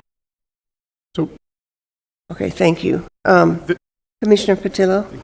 This is suspiciously sounding like an administrative law type hearing scenario. Will they issue opinions? I mean, to be appealable, you need some sort of formalized legal document. Yes, sir. There would be a written decision created after they make their decision. Okay, and who? So there's the Building Code Advisory Board that would hear it. They make the decision as a whole. Is there a trained administrative law judge who does this? No, that is not one of the requirements of the code, or of the building code, or of this statute. Chairman, if I could interact a little bit. Go right ahead. The Building Code Advisory Board is established by statute. Anytime you have a building department, statute requires you to have an appeals board, which is the Building Code Advisory Board. Based on that board, there's certain criteria that has to be met by state statute. We have to have a licensed architect, a licensed engineer, a licensed contractor, a person of the community, up to 5 people, and we could have up to 7. Currently, we have 7 people on that board. They actually answer to me. They make recommendations on the adoption of the codes and the amendments of the codes. But they also act as the Board of Appeals, also by statute. Madam Chair. Sir, would you like to say something more? Yes, I hear what she is Please saying. give me your name and your Charles address. DeShazer, 8778 Polaris Road, Topac, Arizona. I understand what she just said, but she failed to mention they're trying to take it out of like an in-house type of situation when Gilbert just told you the board answers to the guy writing the citation. That's wrong in itself. You're not taking it out of the realm of, a kangaroo court going on. And on top of everything else, they've been doing it this way for the last 3 years without these amendments. Plus, they have not removed 2020-7, which specifically says you have 15 days to appeal to the Board of Supervisors. They are the only appeal process. And by the time how are they going to override 2020-7 just by creating another board with another law? That law, 2021-3, does not have precedence over 2020-7 that says specifically it has to go to the Board of Supervisors. Not to mention, they're charging you $50 for an appeals process to go to the Building Code Advisory Board, which is an appointed board that has unpaid members. So where's the $50 going to, and what's it for? Is it some slush fund set up by Development Services for Christmas fund? I don't know. It's just really ridiculous that it doesn't even go to the Board of Supervisors for an appeal. After it goes to the Building Code Advisory Board, then you have to spend another $300 and something to take it to Superior Court if you want to appeal, if they ever pass along the decision of the Building Code Advisory Board. In my case, they did this the same way that they did it without anything in writing. They went ahead and never have I got a decision from the Building Code Advisory Board after paying my $50, and then they show up while I'm in Vegas and take the stuff off my property and violate my Fourth Amendment rights, as stated by Ryan Esplin, that I don't have Fourth Amendment rights to the Constitution. They nowhere in the notice and order have they ever put down what's to be taken. All they do is they go out there, they have a contractor point, and then the contractor takes whatever. You don't know what's going to be left on your property. There is no list of anything. And the Fourth Amendment to the Constitution says they must have it in writing, what they're to take, why they're taking it. I lost all my stuff off the property because I was in Vegas. It took 4 hours for them to take all my stuff. I got charged $50 an hour for 26 hours of administrative fees to do that, when they had never gotten approval by the Board of Supervisors to allow for a fee schedule. They'd never put anything in writing, and now they're trying to put something in writing, and it doesn't adhere to 2020-7. They're not removing 2020-7. I haven't heard anything about that. They're just adding on to 20. I understand your frustration. Thank you very much. Madam Chair, Yes. elaborate on a few things. First, 2020-07 is let me back up. Counties have 6 different avenues we can use to abate various different things. So we have 3 sections in Title 11, we have a criminal section in Title 13, we have Title 36 and Title 49. And we can choose any one of those. We choose about 3 of them. And so 2020-07 comes out of 11-268, which is a public nuisance statute that is not at all related to what we're doing here. This is just the building code. And then any questions on the Board of Adjustments? The Board of Adjustments is severely limited in its authority, and it is only permitted over zoning violations under our zoning ordinances, which are not applicable here. All of our zoning violations, if we do civil penalties in a zoning violation, which we have the option to do, but we don't do, then they would hear an appeal of the zoning civil penalties. We choose to exercise Section E of 11-815, which is the authorization for zoning, and go to Superior Court because that's faster, easier, clearer process for everybody. If that answers those questions. Thank you. Do you have any questions from the commissioners? Jennifer, would you like to speak again? Thank you very much for parity, Chairman Gillette. If this is above your pay grade, you may want to consider asking a legal opinion of the county attorney and tabling this until such time as you do. The problem that you have here is that it bypasses the Board of Adjustments, which also has the ability to issue a variance. So you're taking the codified due process enacted by the legislature in state law, and you're removing it from the due process by creating a new board that the county is not statutorily authorized to create in order to fix the mess that occurred with inconsistencies in the International Building Code and International Property Maintenance Code. No one's disputing that they're legitimate codes. The problem is they're international. So what happens in Geneva, Switzerland is not what happens in rural Mojave County, obviously. And the problem is the Attorney General and the state statutes clearly say the county has the power to do things as long as they don't conflict with state law. By removing the due process codified by the state and creating a board that's not authorized, you are actually doing something that is not authorized by the statute. So it's not actually, in my opinion, and I'm not an attorney, but I play one on TV, so to speak, and I've been very, very successful at that. So I really think that there needs to be changes made, but I do not believe that these are the appropriate changes to make, because I don't believe that these statutes that I quoted, and you should absolutely take the time that you need to look at what the law says, what the Attorney General opinion says, what our county attorney says before you create a new board. Obviously, you have a board where they said, okay, we're going to recommend you pass a change that gives us, the people making the recommendation, all the power. And just a very, very brief example of how this can go horrifically wrong. In the proposed change, it makes Mr. Smaby the sole arbiter, and there's no review by the department head. Let me interrupt you, because I see this going way beyond.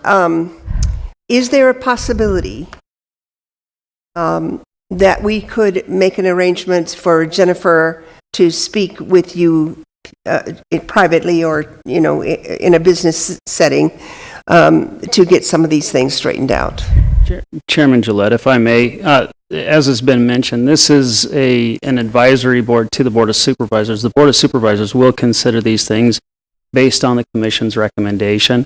there's been a lot of different numbers thrown out, a lot of different committees, a lot of different boards thrown out there. I think it's important to try and take a step back and clarify. This is in relation to the building code in relation to the building code. In state statute 11862, it establishes the advisory board, the building code advisory board, and section E of that statute says the functions and duties of the advisory board may be specified by regulation by the Board of Supervisors. The recommendation that we're proposing here in this language is that the Board of that the Building Code Advisory Board serve as the appeals board for these items. It's not outside of the purview. It's not illegal. It has been reviewed by the county attorney's office. You have two attorneys from the county attorney's office here that have worked on this document. So not only has it been reviewed, it was written by the county attorney's office in order to be presented before the commission and the Board of Supervisors. So we would be happy to sit down with Ms. Esposito, Mr. DeShazer, and walk through these things and explain, basically where we came from or where it came from. The Building Code Advisory Board has served as the Board of Appeals for longer than I've been in this position. So this isn't something that came with the 2020 adoption of the codes. This is something that's been in place for quite some time. This is just taking it from the functions and duties that were part of the Building Code Advisory Board and puts them into the ordinance. So this is something that's been in place for quite some time. It's just clarifying it and cleaning up a few things to make it more clear. But you have no, excuse me, you have no opposition to meeting with Ms. Esposito? My recommendation, because this is an item that was directed by the Board of Supervisors, my recommendation to the Commission would be to make a recommendation on this item. Staff would be happy to sit down with Ms. Esposito or Mr. DeShazer and explain the changes between this meeting and the Board of Supervisors meeting held in January. I have no problem meeting with them, but I would prefer to actually bring them a draft revision that corrects these inconsistencies and these problems. I think that Mr. Walsh is well aware that he recently had to overrule Mr. Smaby on a property regarding some friends of mine where they condemned a building and they wanted the right due process. This makes Mr. Smaby the ultimate arbiter to a board that answers only to him. That's not due process. Thank you. Okay, thank you, Jennifer. I don't know. I need some guidance here. Has the public hearing been closed? No, it has not. So I will close the public hearing. Can we consider tabling this to the next meeting to give each and every one of us a chance to get further information on this? Madam Chair. Yes. Should you want candid legal advice from your county attorney's office, you can signal for executive session and we can give you straightforward legal advice in the executive session. Then I would like to do that. So I'll close this meeting for an executive meeting, or we're closing this meeting to move? We need a motion. Make a motion to move. Recess to executive session. Recess to executive session. So moved. To recess to executive session. A second? I'll second we the have a second? motion. Okay. We have a second by Commissioner Kelly. All in favor say aye. Aye. So we're moving to executive session.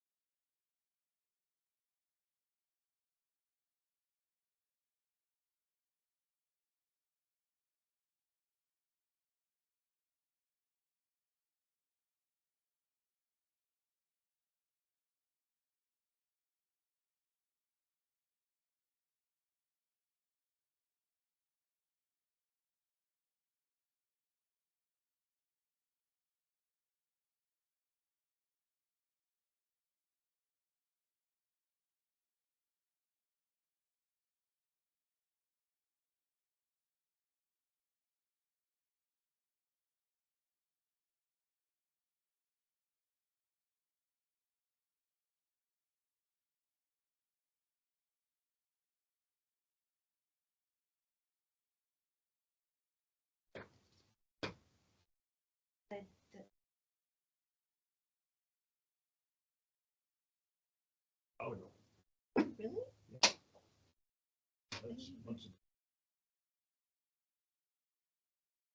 that's what Nick said. He's like, I'm not crying over this one. Huh.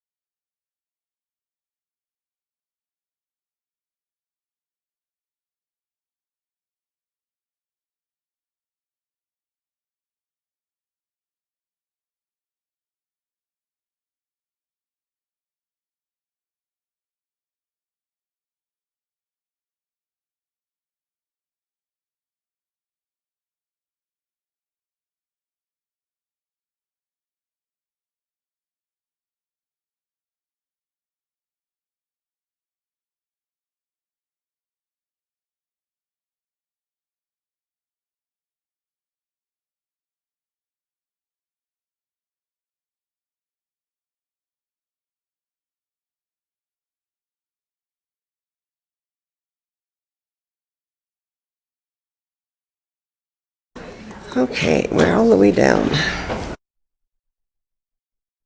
to here.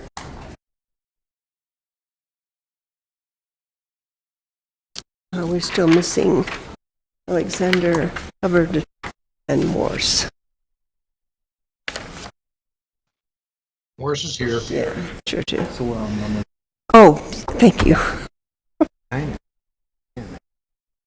So I'm missing Bradshaw. Hubbard. You can go ahead and reconvene. I can? Yes. All right. I call this meeting back to order, and we are on item number 9.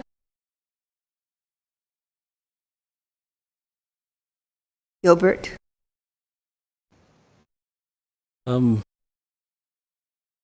Chairman, board members, staff recommends approval of the ordinance as written, and recommendations forwarded to the Board of Supervisors with the Code Advisory Board recommendations to the Board of Supervisors. Thank you.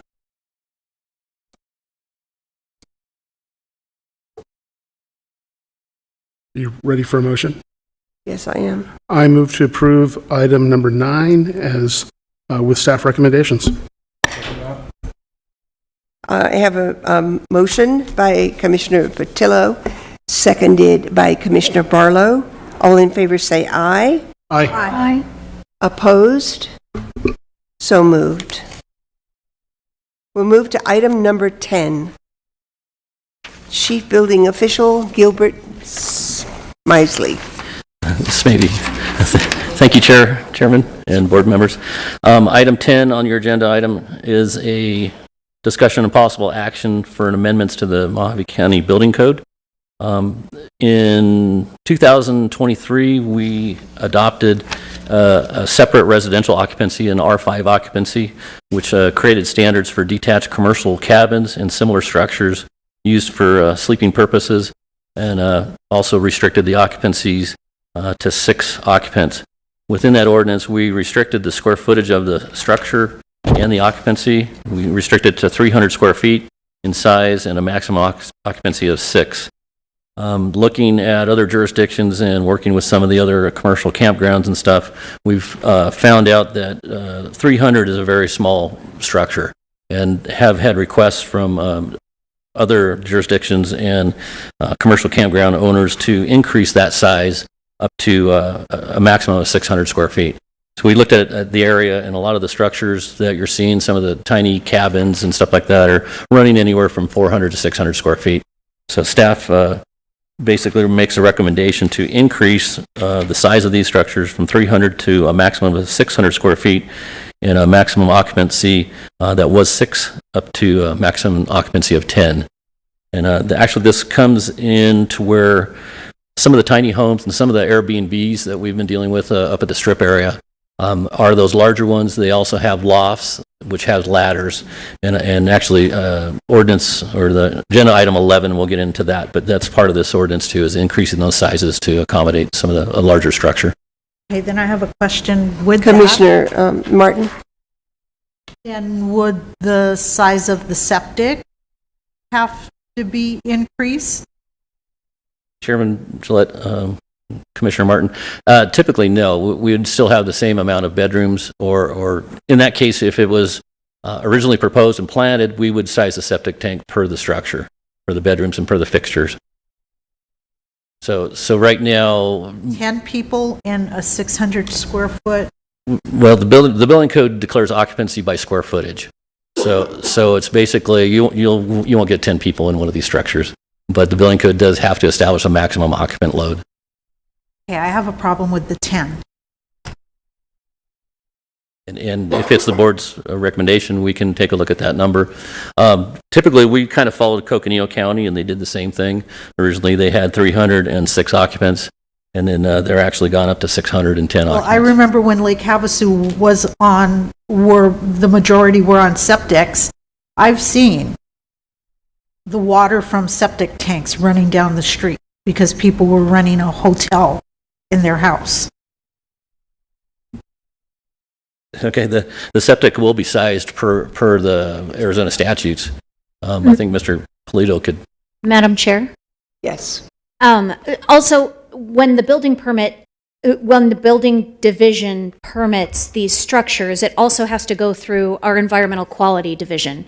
And the environmental quality division will look at the size of the tank, the number of fixtures, the number of square footage, the number of occupants proposed. They will look at all of that when they're determining whether or not the septic plan meets the requirements of the building. Thank you. Well, I know they do that, but. I'm losing my voice. Any other questions? Staff's recommendation is to adopt the ordinance as written and forward their recommendations to the Board of Supervisors. How can we stipulate to reduce the number from 10? We can either do that by square footage, or we can just put a number in there. We can. I'm following the straight building code, so we would probably, I'm not sure if we'd have to amend that or just adopt it by reference of a number.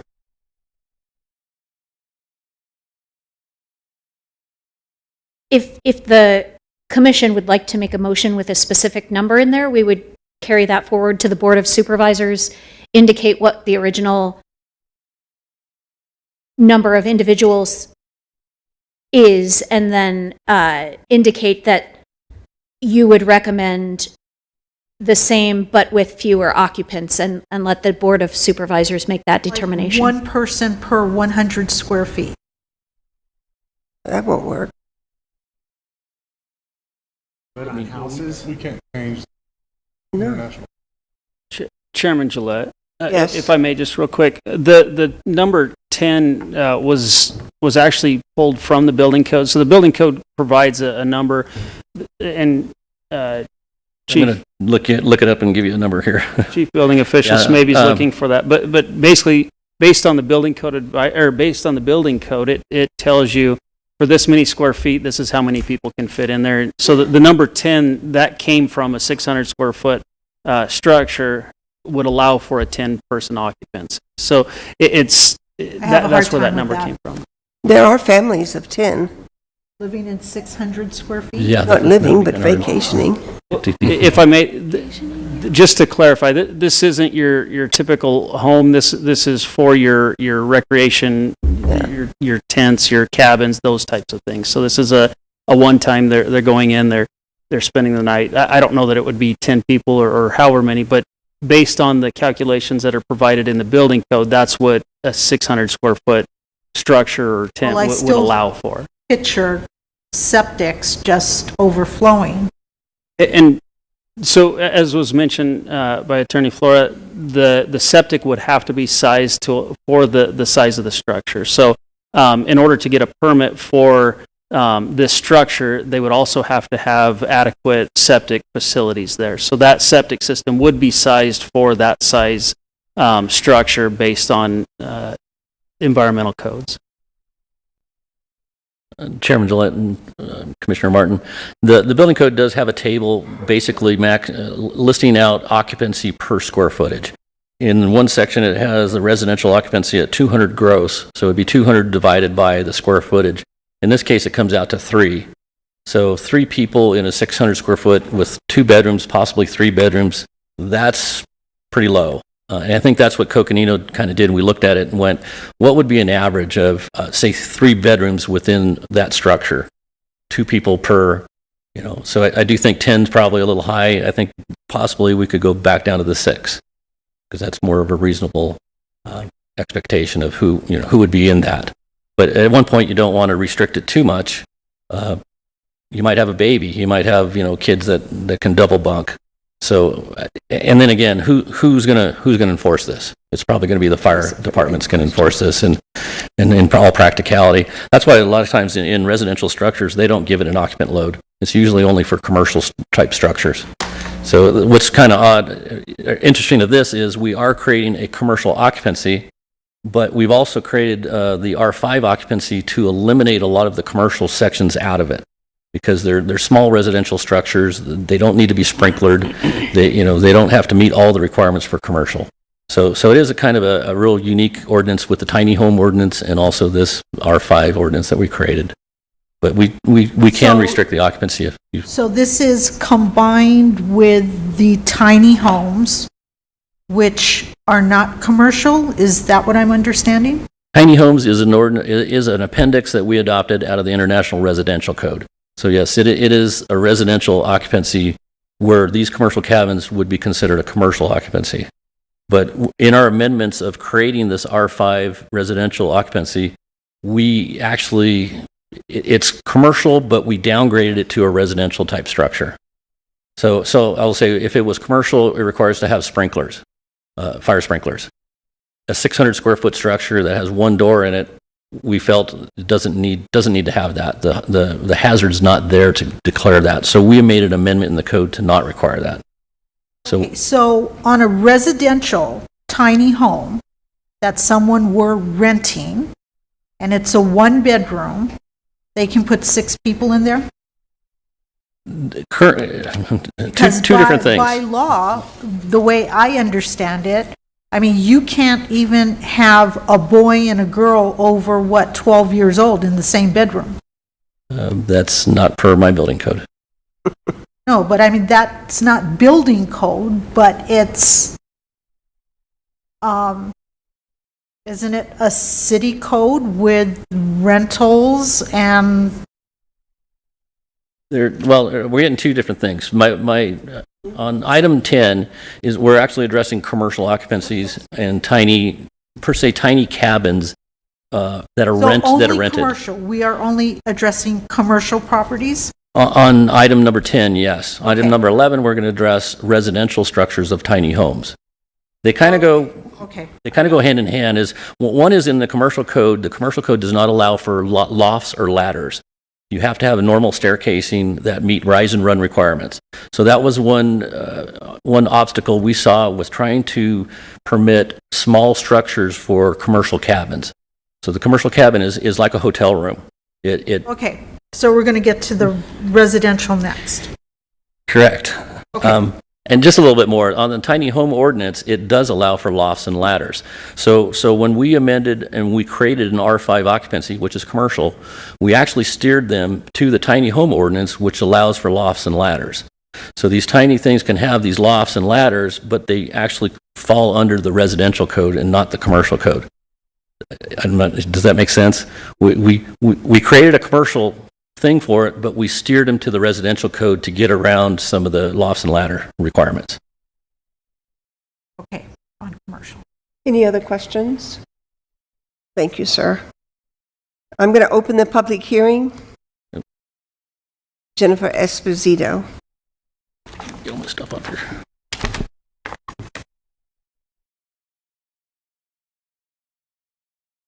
Thank you, Chairman Gillette. I figure since I had to get up and come down here, anytime you want to change the code, that's important. I would like to point out to the board that I have a toy hauler that I use as an art studio. If I were to use it as for recreational purposes, like someone might want to go camping in a cabin, my toy hauler actually sleeps 10. I can't imagine doing that, but I guess if you're, just sleeping and you're out hiking and camping and horseback riding or whatever it is that you do, it's really, there would be no differentiation between an RV, say, that slept 2 people or an RV that slept 10 people, because you have other mechanisms in place. And this is specifically only for these cabins. And really what we're talking about is we're talking about up on the Strip. I think Jeanette Finicum has come before this board and the other board regarding these cabins and things. So changing the size, as you pointed out, I mean, you could have infants and toddlers and whatnot. And I know that, and this is not being judgmental in any way, but up on the Strip, there are a lot of, let's just say, large families. I'm not sure how many people are in former State Representative Mosley's family down in Havasu, but there are large families. There are a lot of people that think that's great. And so, when you're looking at density on a lot, you're going to limit the number of cabins. If you say the cabin can only be 400 square feet, oh, but then you can have more cabins, then you're not really changing how much you're using the septic or whatnot. Could you have 5 cabins that are 600 feet or, 6 cabins that are 400 square? It starts to border into the silliness thing. They're trying, you're trying to just sort of fix a problem where there's an inconsistency, and it is only for commercial, and it is only for transient residents. So you're talking about just people who are camping for a weekend or something. I think this is a good thing. Thank you. Thank you. I'm going to close the public hearing and ask if there are any questions of the commissioners. Hearing none, I'll ask for a motion. Move to approve item 10 with staff recommendations. Second. I have a motion by Commissioner Petrillo, seconded by Commissioner Martin. All in favor say aye. Aye. Opposed? So moved. Item number 11, Chief Building Inspector Gilbert. Maybe. Thank you, Chair and board members. Item 11 is an amendment to the Mojave County Building Ordinance. This is in regards to tiny homes. In 2003, we adopted Appendix Q, which is an appendix in the residential code, which allowed for smaller housing construction. And what it did was allow some reduction of clearances from normal housing stuff. I'll say bathroom clearances and stuff like that. So you could get, you could have a smaller house. And that's what the trend of the community was going to, smaller housing. It did allow for also lofts and ladders, which is something that isn't allowed in the residential code or the commercial code. So there was some differences in that. But one thing in the ordinance or the appendix that we adopted, we went straight with the adoption or straight with the book, and it had a 400 square foot limit on how large that structure could be. And again, talking with a lot of people within the commercial portions of the, cabins and stuff like that, it was kind of felt that 400 to 600 square feet was an average of some of these sheds and stuff you're seeing that we're starting to get constructed for habitable occupancy. So one was the recommendation to bring the structure from 400 up to 600 square feet maximum, and that would allow for just a larger 2 structures. What we're kind of seeing is you're seeing these sheds, basically. They're sheds, and they typically have 2 lofts on each side, and they're actually converting these into houses, and they have the kitchen in the middle, and usually something, either dining room underneath these lofts. So that's where the tiny home ordinance comes in, allowing a loft or a ladder to get up into these lofts, also guardrails and stuff like that. So it's staff's recommendation that we increase the size of these from 400 to 600 square feet. Thank you. I'm going to open the public hearing. Jennifer Esposito. Name and address, please. Thank you, Chairman Gillette. Yes, Jennifer Esposito, 3211 East Snavely, Kingman, or New Kingman, Butler, whatever you want to call it. Again, I think this is a good thing to expand the size slightly, but also because of the issue with the lofts. I know that Title 11-820.03 accessory dwelling unit park model trailer, there are, you can now purchase as a sort of a tiny home park model trailers, and a lot of them have single or double lofts. So,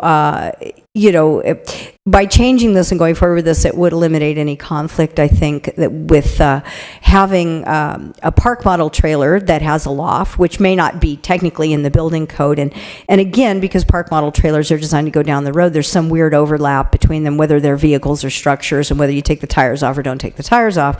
But I think that expanding it from 400 to 600 feet would be a good thing. We have now in Mojave County an awful lot of these people that are doing pretty sound sheds, and they do need a lot of work to become a structure, which the county does have oversight on. I think that Supervisor Bishop has one, or that built one in Chloride. And so if you're doing something like that, where you're taking a prefabricated shed and you're turning it into a tiny home, 400 square foot, go to 600 square foot. Freedom's the answer. What's the question? Let them have just a little bit more room, or allow them to have a loft in that building, because some of those prefabricated sheds are taller and do allow room for a loft. So I think that this is a reasonable action to take. Thank you. Thank you. I'm going to close the public hearing and ask if the commissioners have any questions. Okay, then I will call for a motion. Motion to approve per staff recommendations. Second the motion. I have a motion by Commissioner Martin, seconded by Commissioner Alexander. All in favor say aye. Aye. Any opposed? So moved.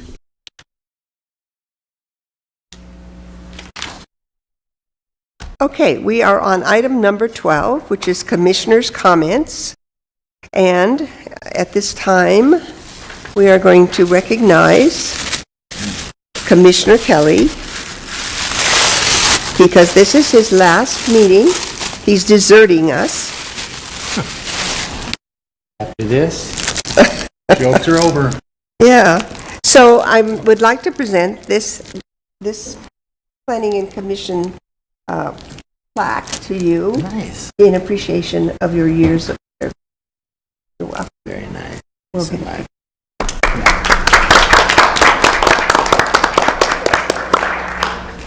Speech. We can get one later, right? If you're going to get a picture, we need to do it right. No, we're good right here. We're good? Okay. We'll do it. All right. Chairman Gillette, Yes. if I may, I think we might need executive session for any comments from Mr. Kelly, as those can sometimes be questionable. I agree. No. Commissioner Kelly, my only request is one more meeting. Commissioner Kelly has served on the commission for 7 years and 11 months. You know, one more meeting would round it right out at 8. Serious? No, I'm kidding. I wouldn't do that to you. I'd have to get permission from my wife. This would be difficult. Yeah. On behalf of staff and the county and even the supervisors, I would venture to say thank you so much. You have been an outstanding member of this commission and provided some great insight and even comedy when needed the most. So thank you so much for your service. It's not the easiest job in the world, and definitely not the most fun. Thank you. But a small token of our appreciation, we've got a sign made. Nice. Dale's Way. So I'd like to present that to you. And again, thank you for all of your time and effort that you've put into this commission. Last year when we had somebody come in and want to name a street after him, I'll just say, hell no. Well, now you can.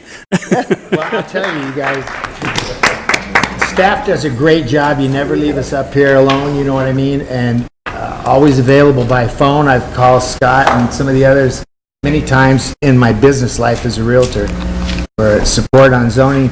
You guys do a terrific job. You really do. Yes, they do. And I think that the general public ought to be let in on the deal where, you know, this is just an intermediary board. Everything goes before the supervisors.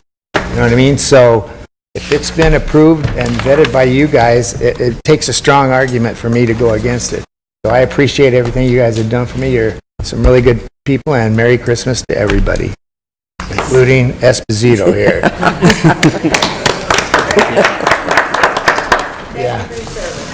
I would like to, on behalf of the commissioners, say that again.